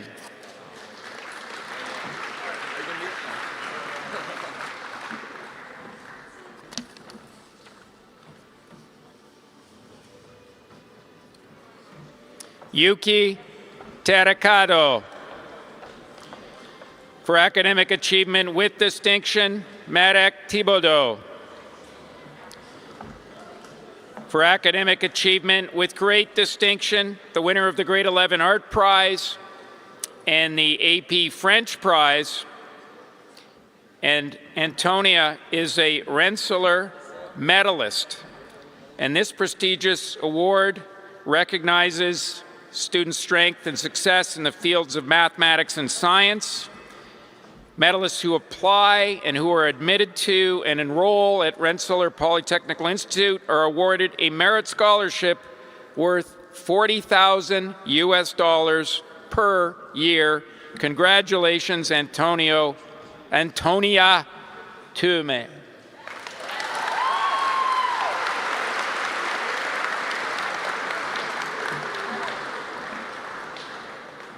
Mr. Levy, would you do the honor of this next award presentation? The award is named in honor of former board member Brian Clark, the J. Brian Clark Economics Prize, along with recognition for academic achievement with great distinction, is awarded this year to Rosalie Tremblay.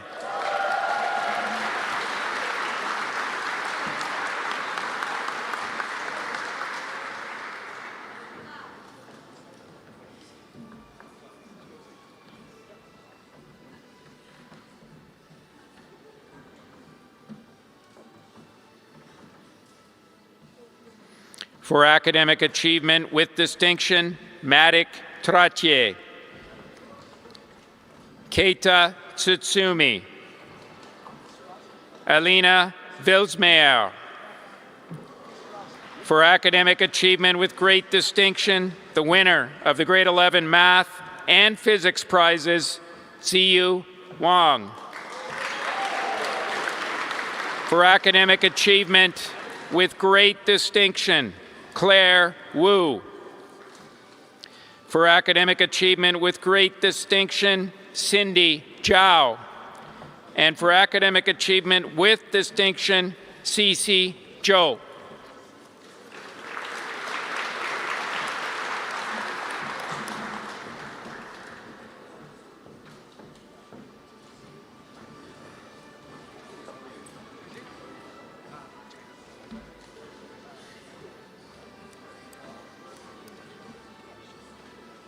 That concludes the Grade 11 prize list, academic prize list. We're now moving on to Grade 12, on a pretty good roll here.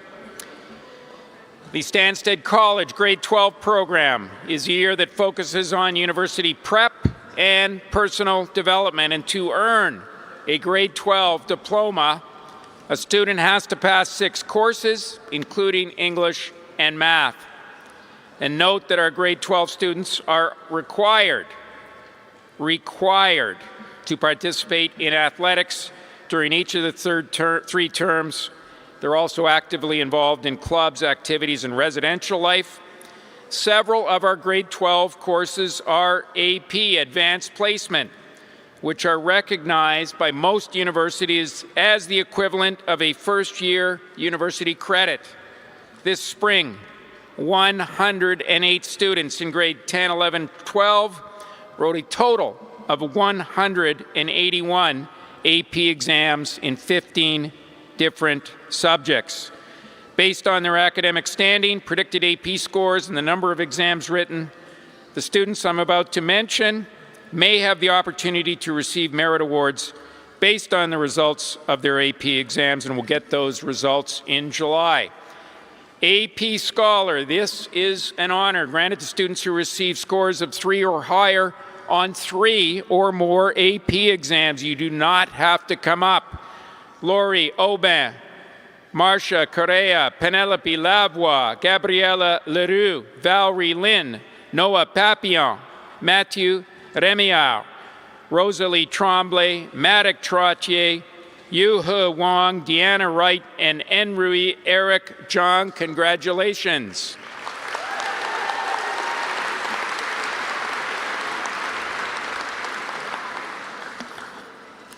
We have 2 students who received AP Scholar Honors, and you have to receive a score of at least 3.25 on all of the AP exams you take and scores of 3 or higher on 4 or more of these exams. Congratulations to Sophia Guzman and Johnny Zhang.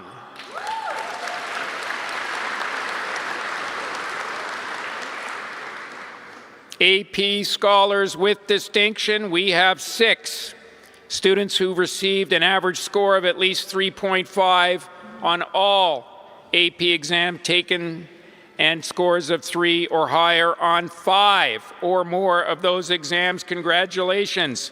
Andrew Doms, Luc Delabriere, Annie Lamantia, Sophia Martinez Eisenman, Edith McKenzie, and Jeremy Robert.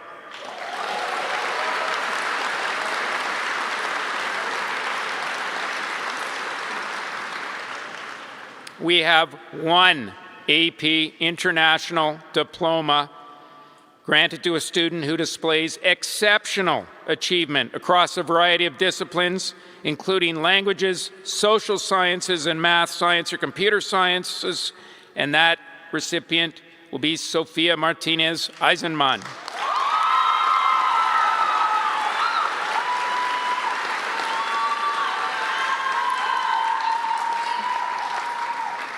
And finally, the AP Capstone Diploma, granted to students who earn scores of 3 or higher in the AP Seminar and AP Research, and on 4 additional AP exams of their choosing. 3 potential recipients: Luc Delabriere, Annie Lamantia, and Sophia Martinez Eisenman.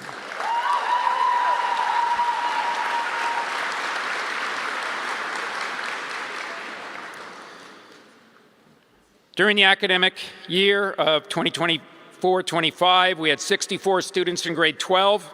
Our graduates received many offers, 32 from Canadian institutions, 52 offers from American institutions, 8 from international schools, and these include 7 provinces, 22 states, and 6 countries. The most popular majors this year: 37% of our graduates in the fields of science and engineering, including health and life sciences, kinesiology, bioresource, aerospace engineering. Another 25% will be studying business and entrepreneurship. 30% of the class will focus on social sciences and humanities, and that includes education, law, psychology, and criminal justice. As we've all said today, we are confident that the class of 2025 is determined to impact the future of our society, and whether that's healing the world's people, working for peace and justice, educating leaders of the future, or perhaps even exploring the boundaries of space, the final frontier.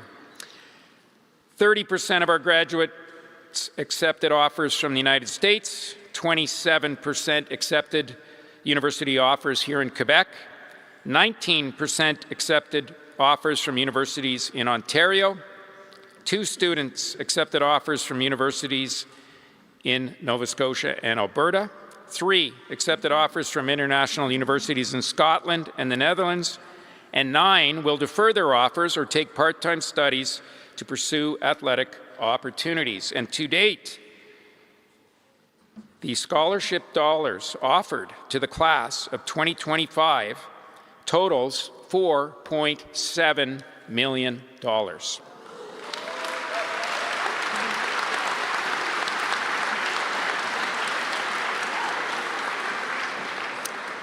I'd like to call on Susie McDonald to present the grade 12 awards, please. Now I'm going to call you up in groups of 3, but again, when you hear your name, please come forward. She will be studying, or let me go back to the beginning. He will be studying business at Concordia, John Luca Oriema.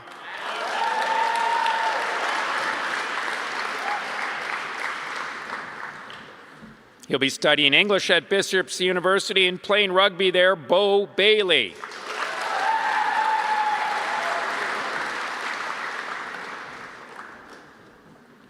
Academic achievement with great distinction and studying liberal arts at Williams College, Axel Baudouin.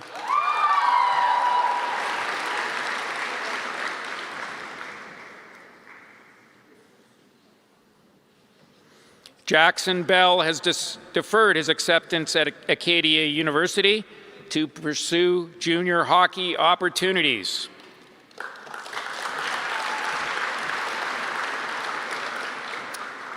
For academic achievement with great distinction, she will be studying exercise science at Concordia University, Florence Blanchette. Academic achievement with distinction, studying bioresource engineering at McGill University, Charlotte Brand.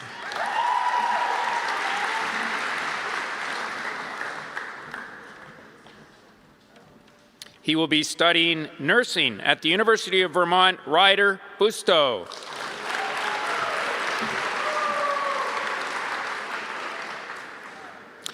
This student will be studying management at Bishop's University, also playing rugby there, Maya Carter Alat.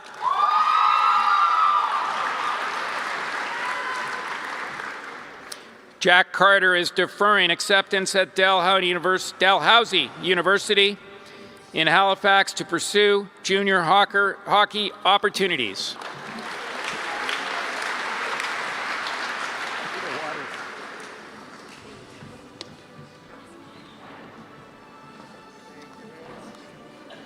She'll be studying life sciences at the University of Toronto, and she graduates with academic achievement with great distinction, Bianca Catalozzi.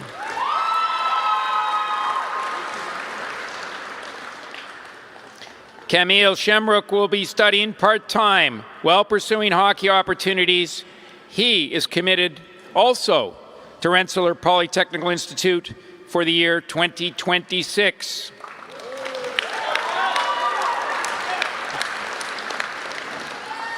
For academic achievement with distinction, he'll be studying finance at Concordia University, Christoph Collins.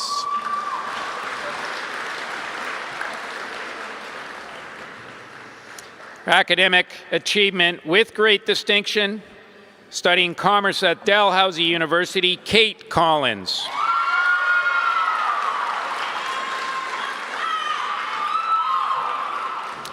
Alex Comtois will be studying fine arts at Bishop's University, and Annabelle Cormier will be studying kinesiology at the University of Toronto.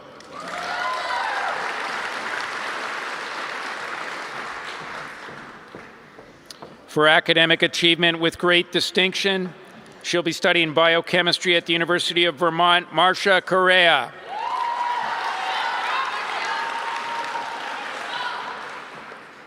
Andrew Doms will be studying business at Northeastern University.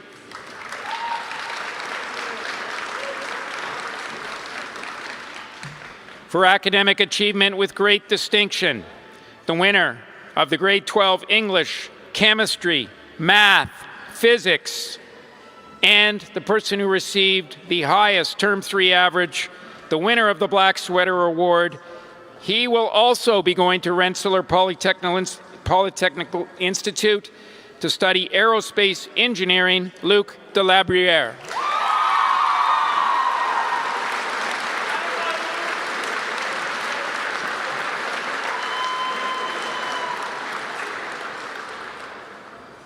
David de Châtelet will be studying part-time at the University of Ottawa while pursuing junior hockey opportunities. Ryan Dwyer will be studying part-time while pursuing hockey opportunities. He is also committed to Rensselaer Polytech Institute for 2027.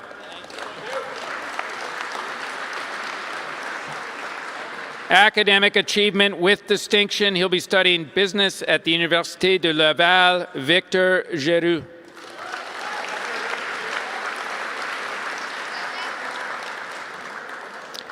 For academic achievement with great distinction, studying aerospace engineering at the Delft University of Technology, Sofia Guzman.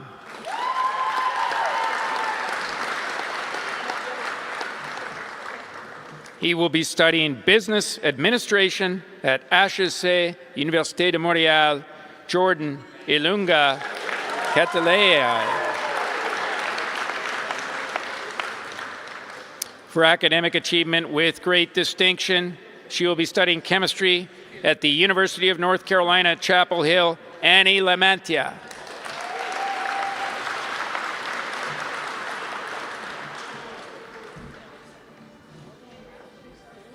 He will be completing a gap year before continuing his studies.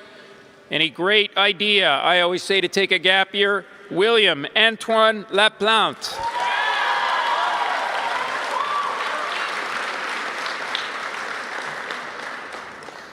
For academic achievement with great distinction, the winner of the Grade 12 Human Geography Prize. He's studying part-time at the University of Ottawa while pursuing junior hockey opportunities, Jacob Lablanc. Good work, Will. He'll be studying psychology at Bishop's University, Christopher Leclerc.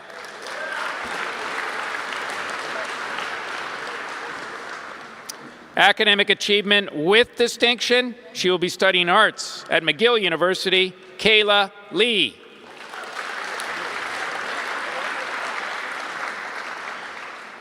For academic achievement with great distinction in studying engineering at Clemson University, Gabriella Leroux.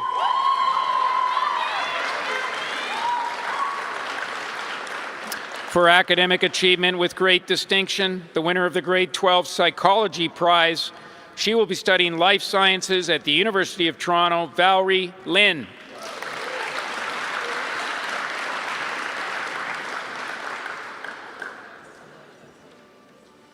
He will be studying physical and chemical sciences at the University of Toronto, Daniel Liu.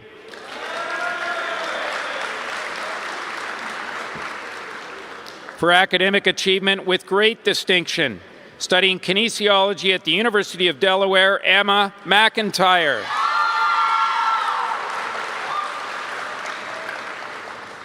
She'll be studying nursing at Utica University, Skylar McLean.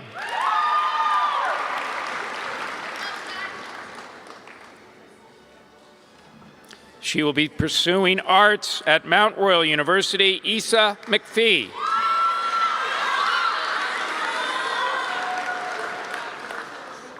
For academic achievement with great distinction, the recipient of the Grade 12 Economics Prize, studying law and business at the University of Edinburgh, Sophia Martinez Eisenman.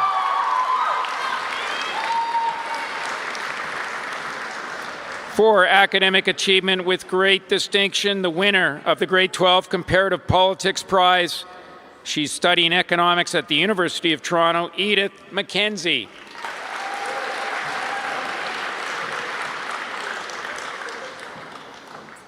You'll be studying finance at Concordia University, Hubert Melencan.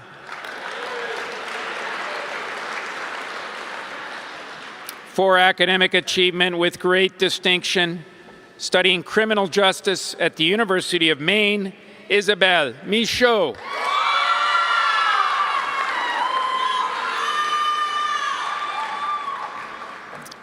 Zachary Michaud has deferred acceptance at the University of New Brunswick, to pursue junior hockey opportunities. She will be studying agriculture and environmental sciences at McGill University. Allison Morse. For academic achievement with great distinction, she will be entering a PG postgrad year at Stansted College. Berta Mozolai.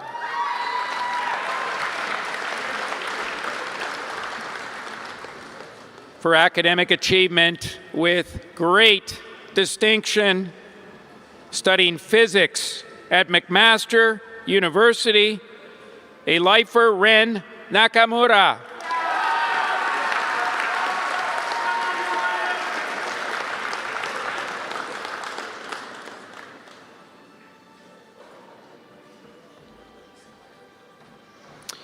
Academic achievement with distinction, he will be studying financial economics and management at St. Andrews University, Malcolm Nicholson.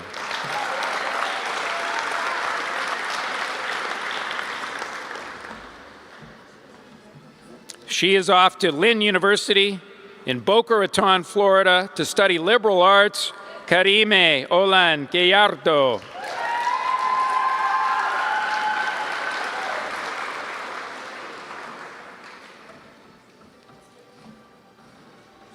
Academic achievement with distinction, he will be pursuing management studies at Concordia University. Noah Papillon.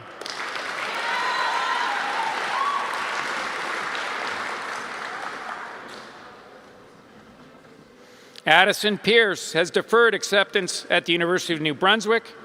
She will take a gap year and pursue soccer opportunities.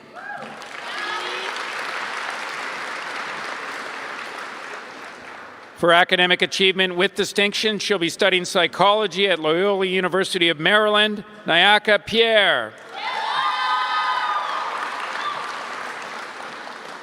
For academic achievement with distinction, she will be studying exercise science at St. Cloud State University. Mélie Pian.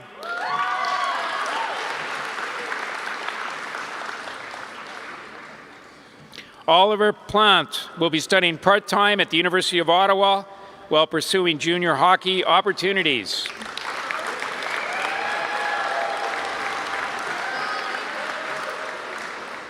For academic achievement with great distinction, studying electrical engineering at the University of Vermont, Peter Polachek.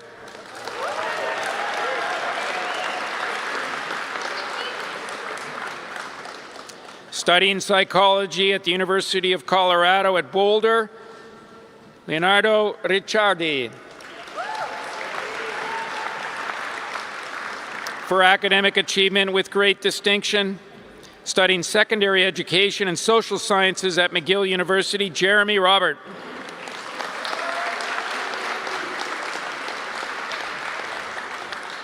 Studying psychology at St. Lawrence University, Parker Saunders.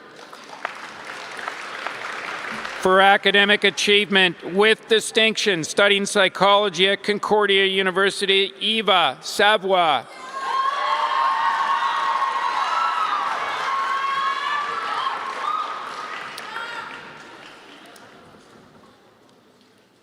For academic achievement with distinction, studying commerce at the University of Ottawa, Alina Shemiot.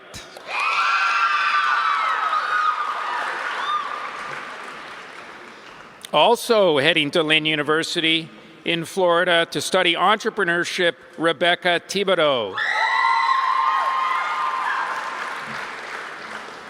And for academic achievement with great distinction, she will be studying biochemistry at Amherst College, Joliane Tremblay.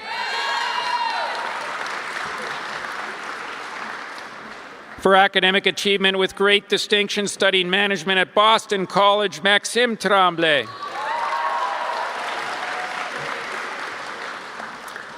He will be studying entrepreneurship at Bishop's University, Baron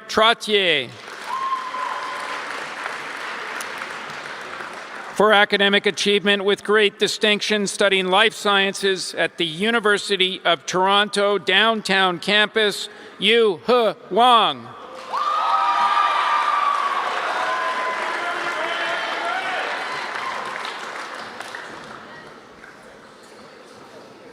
She will be studying arts at Queen's University, Deanna Wright.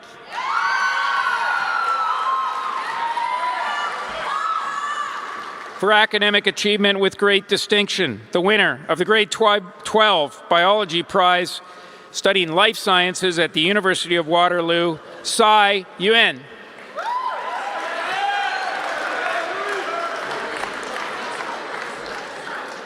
For academic achievement with great distinction, studying mathematical and physical sciences at the University of Toronto downtown campus, Eric Zhang.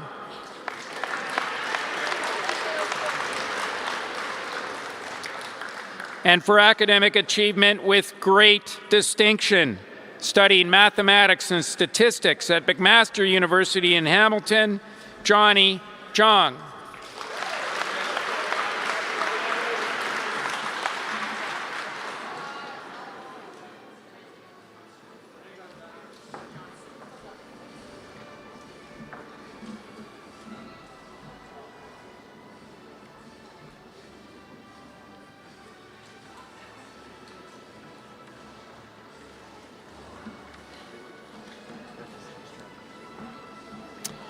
Okay, we're now in the final portion of our program.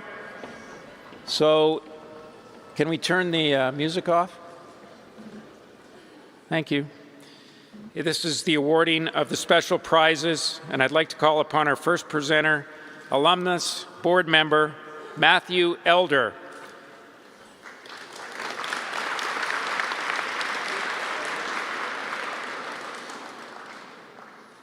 Mr. Elder is going to present the Donald Hackett Prize for Creativity, and no surprise here, Mo Han.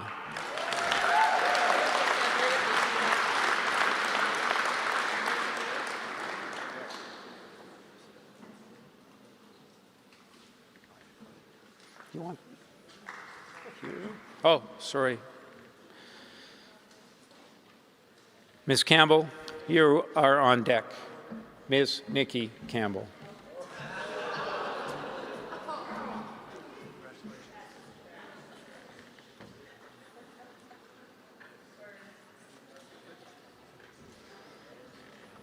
Ms. Campbell is going to present 2 awards, both in theater arts. The first is the Thespian Shield for Acting, and it is co-awarded this year to Jack Carter and Alina Shemiot.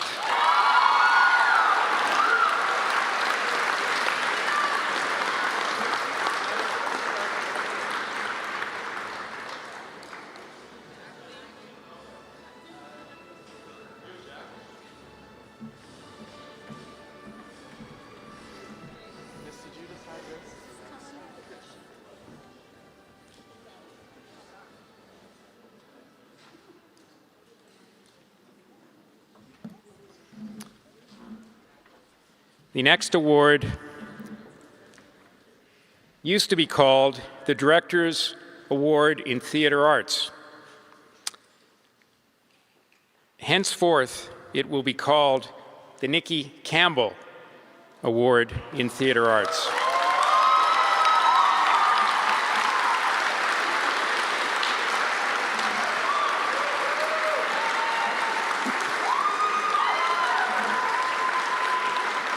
And that is in recognition of Ms. Campbell's 30-year career in teaching and a decade here at Stansted College, for which we are extremely grateful. Congratulations, Ms. Campbell. And the winner of the first Nikki Campbell Award in Theater Arts is Sarah Leisure.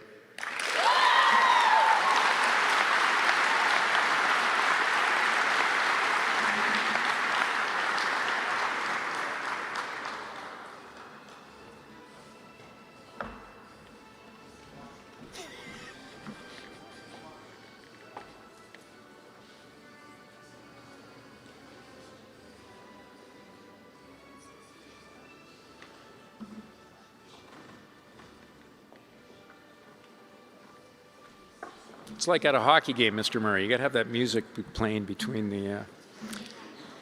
The next award is going to be presented by Mr. Eric Grenier, and it is the Sean Kevin Ngudia Music Award, named in honor of a former advisee of mine and Mr. Eric Van Dyke's. The late Sean Ngudia recognizes outstanding contributions in music to the school. It is co-awarded this year to Luc Delabriere and Eric Zhang.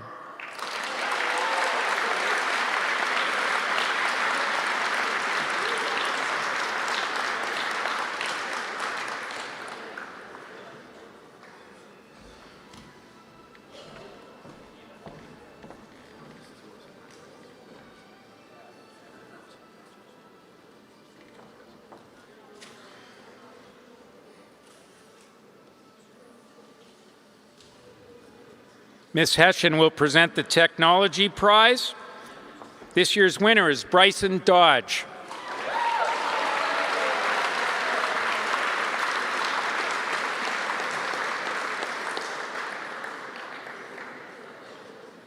Ms. Hamilton, you are on deck.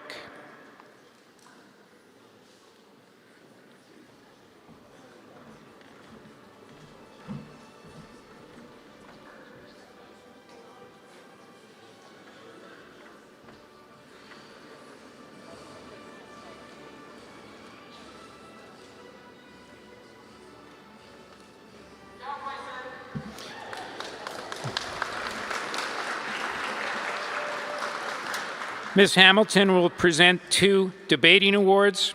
The first is the Elizabeth Harper Junior Debating Trophy, awarded this year to Jade Thibault.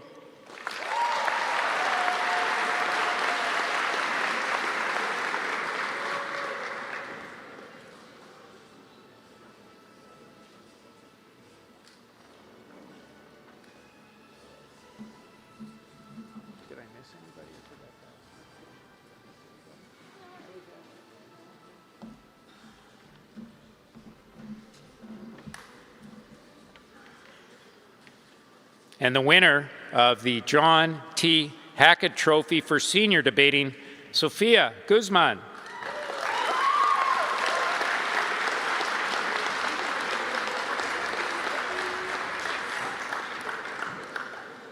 Now, Miss Carmen Campbell, you are on deck.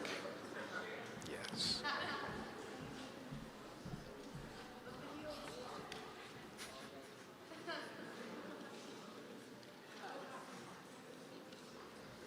Ms. Campbell will present 2 awards for public speaking.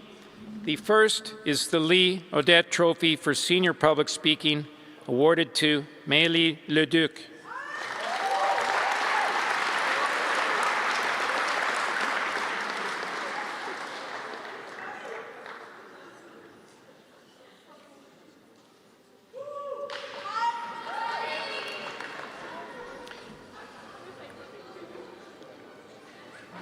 The second award is the Kathleen Harper Junior Public Speaking Prize.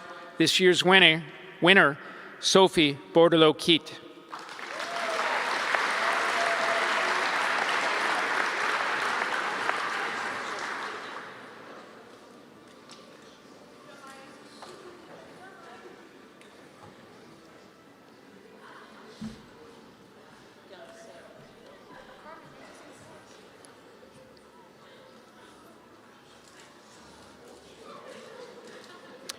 Our Director of Academics, Mr. Andrew Blair, will present the Rotary Club Service Award for service above self in the school community. This year's recipient, Karime Olan Gallardo.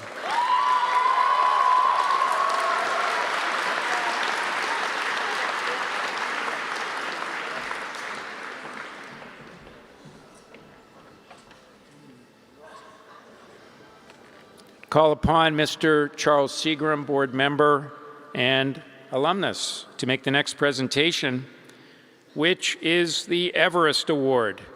This is awarded to a grade 11 or 12 student who has overcome challenges and shown significant improvement. And this year's winner is Oliver Plante.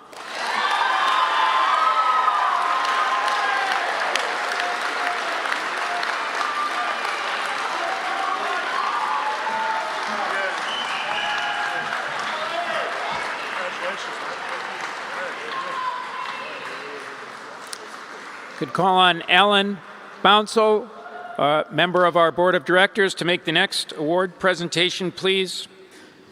The Gordon Usher Jones Memorial Prize, named after an alumnus, is awarded to a grade 12 student who has attended Stansted College for 1 year and who has made an exceptional contribution through their involvement in all aspects of school life. This year's recipient is John Luca Oriema.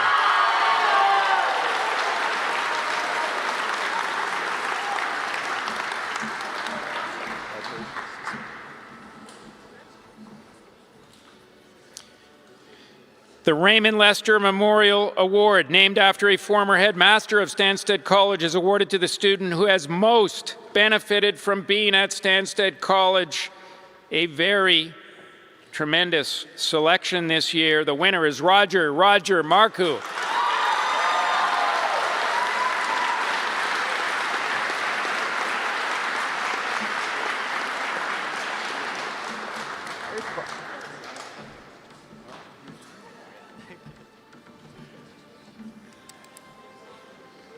If I could ask trustees, Jonathan and Judith Cowan, Mr. Cowan, longest serving board chair in the history of the school, to come forward to make the next series of presentations, please. Starting with the Billy Huckins Memorial Award for dedication, hard work, achievement, and above all, courage, named after an alumnus of the school. This year's winner, William Antoine Laplante.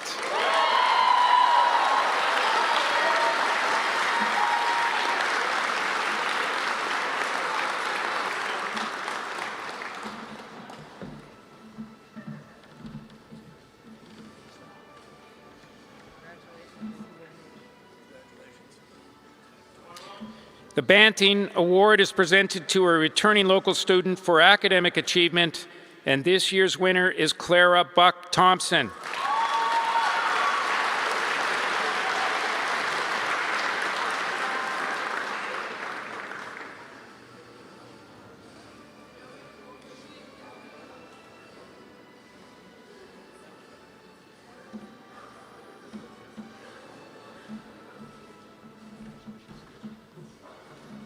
And the Kenneth Reed Memorial Award is presented to a local junior student returning to the school.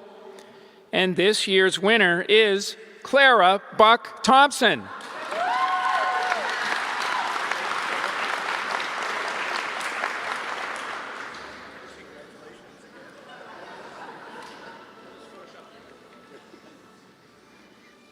The Leonard Magilton Memorial Award is presented to a local senior student returning to the school.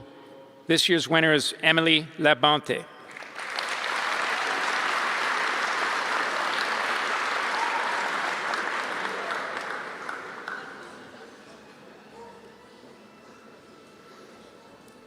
Mr. Chandler, you are on deck, please.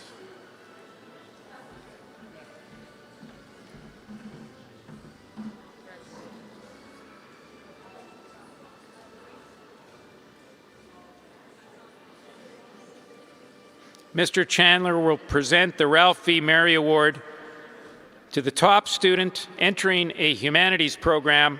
The winner is Rosalie Tremblay.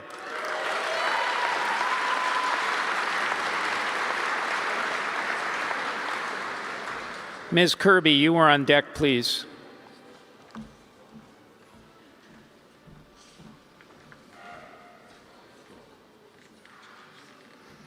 Ms. Kirby will present the A.P. Gordon Prize for Science, and the winner is Ziyu Wang.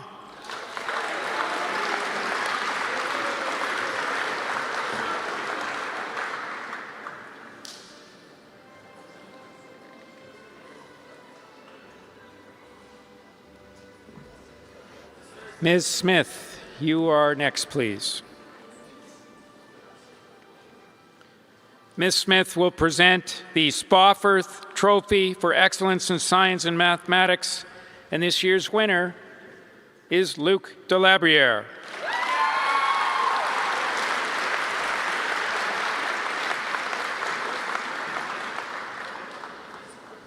The Arthur E. Curtis Jr. Award is presented to the top student entering an engineering program.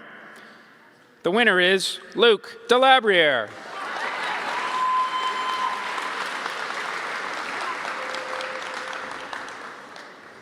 We will now present the House Director Awards. If I could ask the House Directors to come forward, please. We will start with Karina Guerrera, who will present the Wolf House Director Award. The winner this year, Edith McKenzie.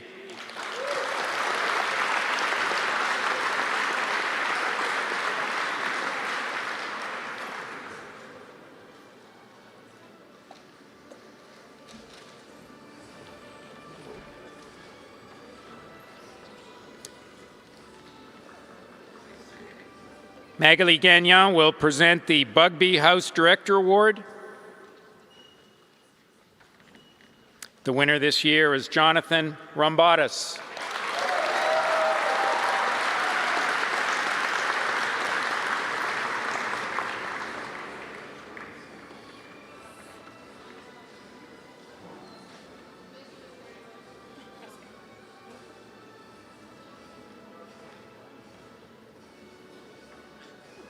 It's a long walk, Jonathan.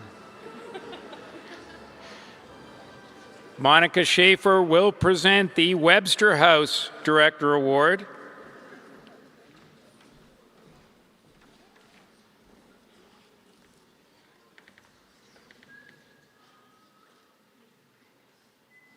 And the winner of the Webster House Director Award is Etsuho Yakusiji.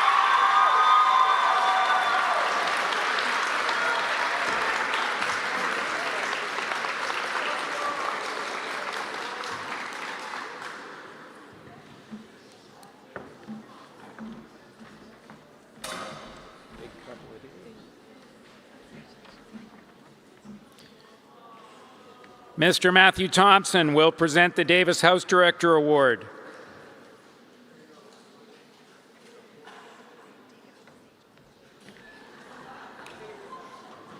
Not sure what that means.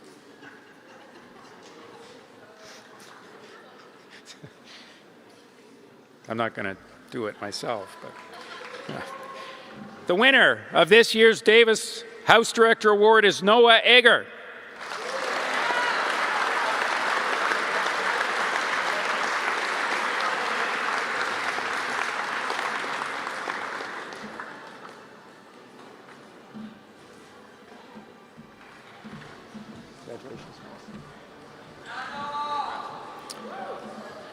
Tom Peasley and Shannon Pym will present the Cowan House Director Award, named in honor of Jonathan and Judith Cowan, who just presented a series of awards. And this year's winner is Karime Olan Gallardo.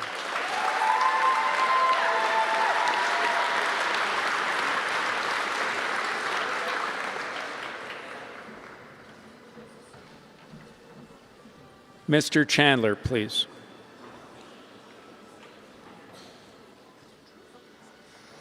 The Graham Chandler Sportsman, Sportswoman of the Year Award is presented to the athlete who best exemplifies the attributes of character, integrity, and sportswomanship.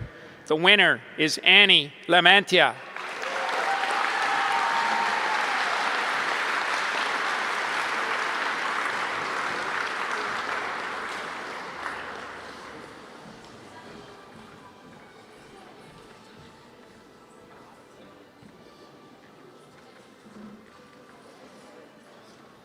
Mr. Spurk, please.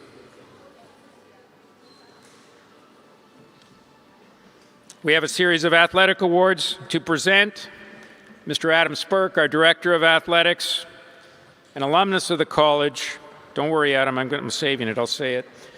will present these awards, starting with the Sheila Ferguson Shield to the Best All-Round Junior Athlete of the Year, and the winner is Elizabeth Belanger.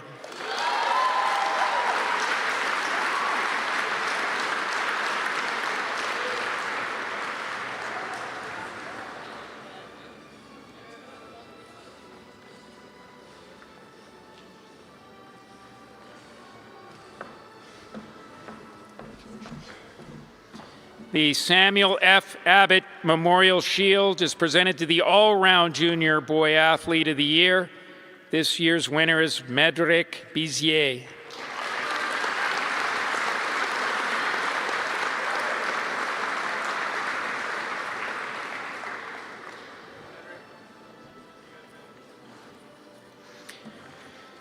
I'd like to ask board member, parent of two former Congratulations, Magritte. Two former Spartans, Mr. Luc Kirian, to come forward. And I've asked Luc to do this because his daughters won this award, and Mr. Kirian will do the honors today. The Shirley Walter Trophy to the Best All-Round Senior Girl Athlete of the Year is presented to Rosalie Tremblay.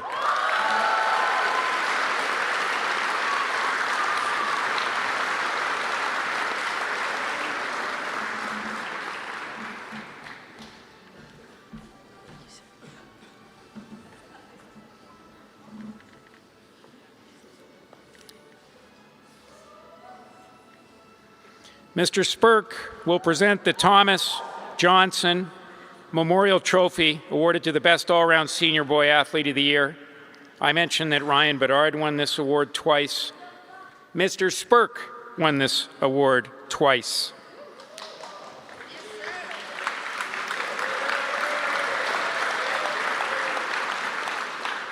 The winner of the Best All-Round Senior Boy Athlete of the Year is Zachary Michaud.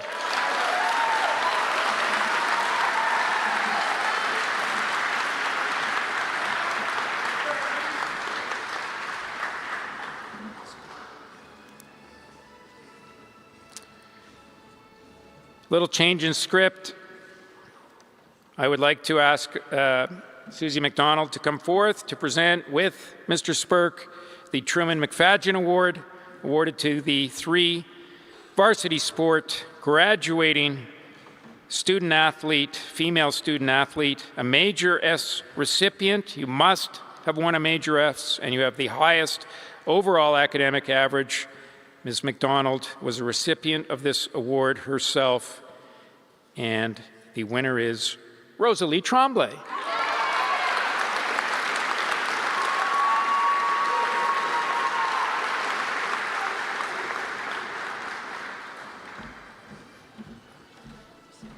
Congratulations again.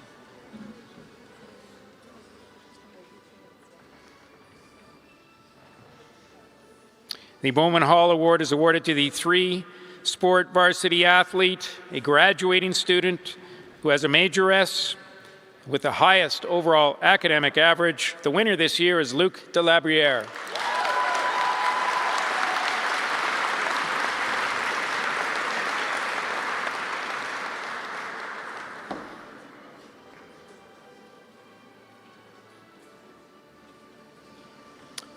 I know you don't want to do this, Mr. Simard, but I cannot award this without your participation. Please, if you would join Mr. Spurk for a new award.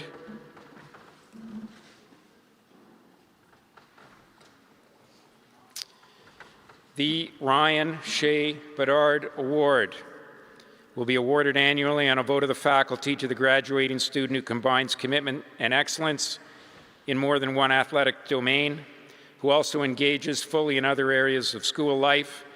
This student athlete must also demonstrate positivity, leadership, and inclusivity amongst the student body. The award is named in honor of Ryan Shea Bedard, who was a Stansted student from grades 9 to 12, a standout athlete with 8 major S awards, several captaincies, MVPs, and Athlete of the Year awards. Ryan was a friend to everyone and participated in all areas of school life. In his post-graduation, he continued to excel in athletics and he remained as an ambassador of the college through his alumni connection. He lost his battle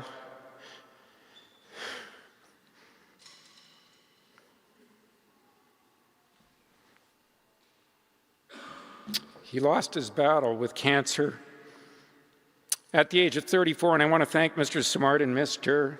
Spurk for coming up with the idea for this award and for establishing the terms. And this year's winner is Joshua Lipman.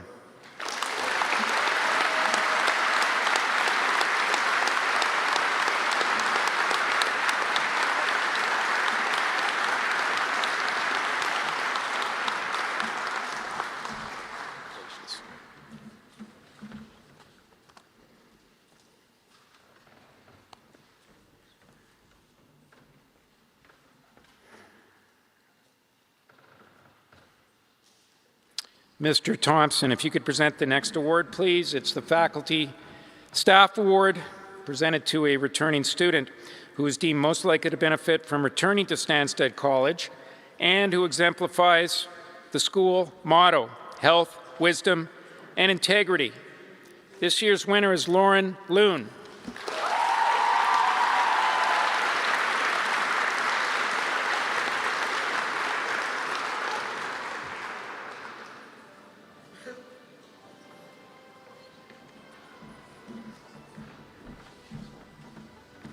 Could ask Mr. Monty Allen, an alumnus of the college, member of the board of directors, to come forward to present an award named in the honor of the Allen family, the Allen Family Friendship Cup, which is awarded to a student who has attended Stansted College for at least 1 year and who has shown exceptional friendship, camaraderie, kindness, and support to all members of the school community, regardless of age, gender, language, cultural, or other boundaries. This year's winner, Peter Polacek.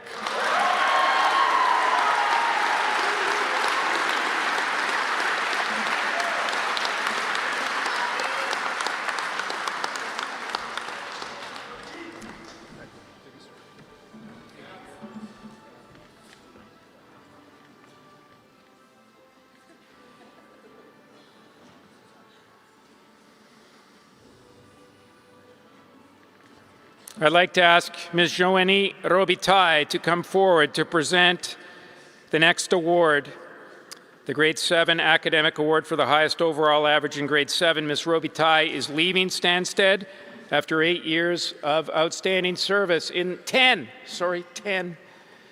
years of outstanding service in the classroom, in the residences, in athletics, particularly on the volleyball court. Thank you, Ms. Roby.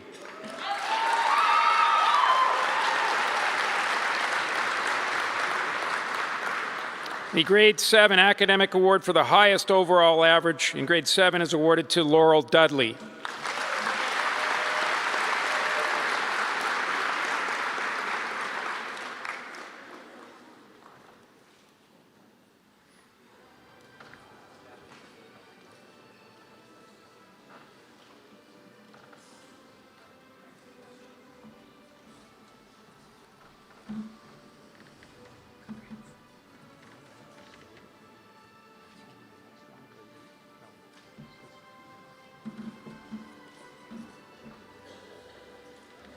Please stay, Ms. Roby, to award the Grade 8 prize for the highest overall average in that grade, this year's winner, Sena Shirakabe.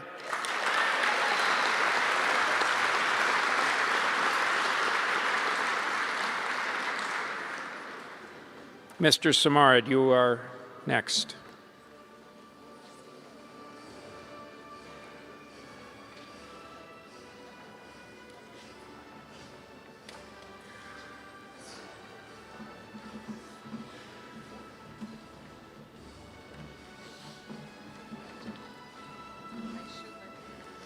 Mr. Simard will present the Paul and Dorothy Duncan Award, named in honor of 2 long-serving former faculty members in recognition of the highest overall average in Grade 9, and the winner is Erica Ueno.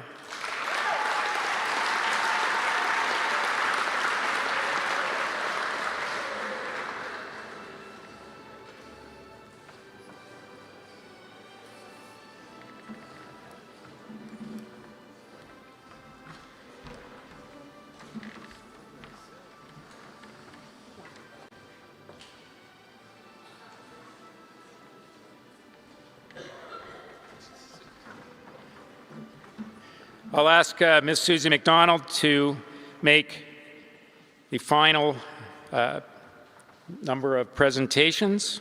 We're in the home stretch. We'll start with the Burke's Bronze Medal for the highest overall average in grade 10. The winner is Noah Grenier.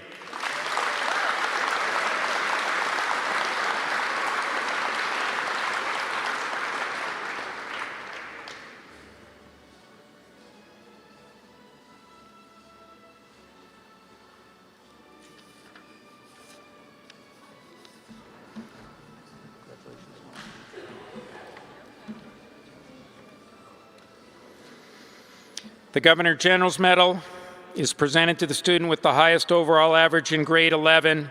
The winner is Laurie Aubin.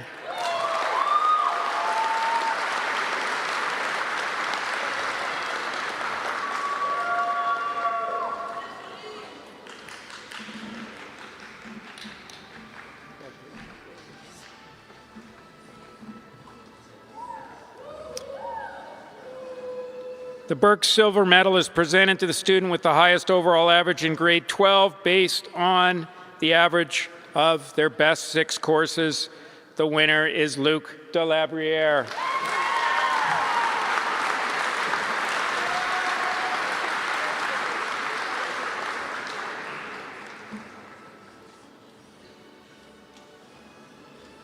The Heads Award is presented to an active and positive student in the Stansted College community, and it's intended to recognize an outstanding student and citizen who works unselfishly to benefit and improve the school.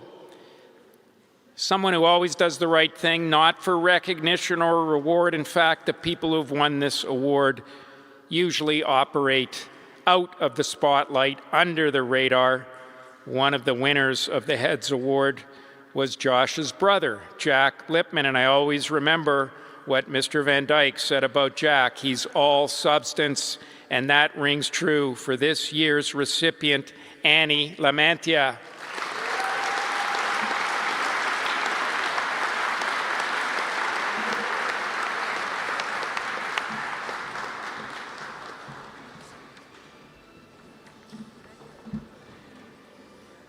Mr. Cowan, could I ask you to come back one more time to join Susie to present the Wilder Shield. This is presented to the junior student at Stansted College with the most positive influence on the school, and I've asked Mr. Cowan to join Ms. McDonald because he won this award himself. The winner of this year's Wilder Shield is Benjamin Ryu.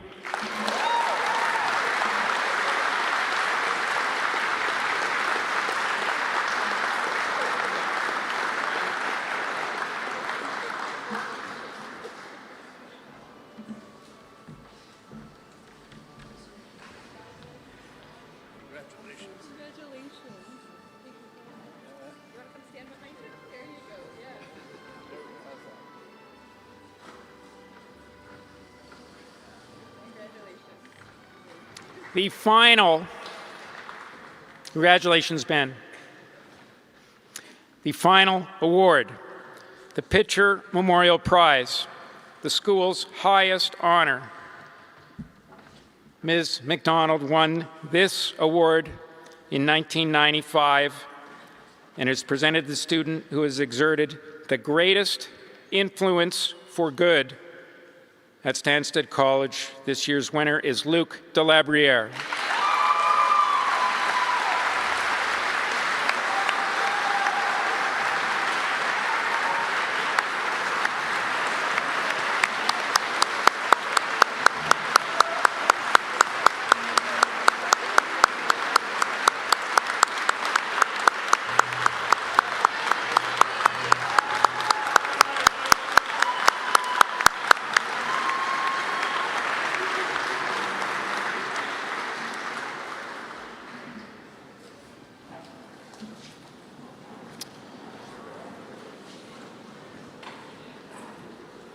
Now that you've all sat down, in a moment, could you please stand again, joining Kimmy and our band, their rendition of the national anthem.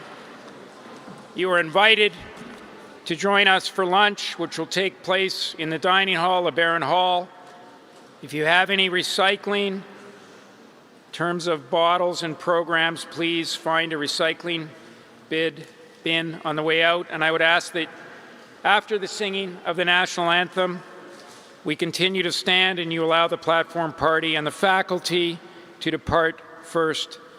Thank you once again. Mr. Grenier.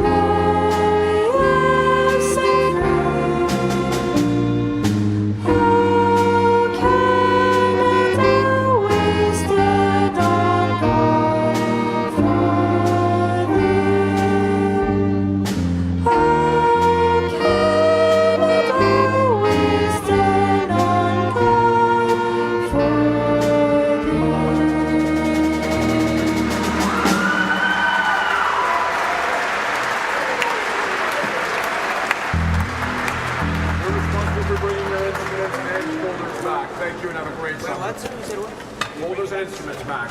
Thank you. Can we leave? Yes. Can we leave?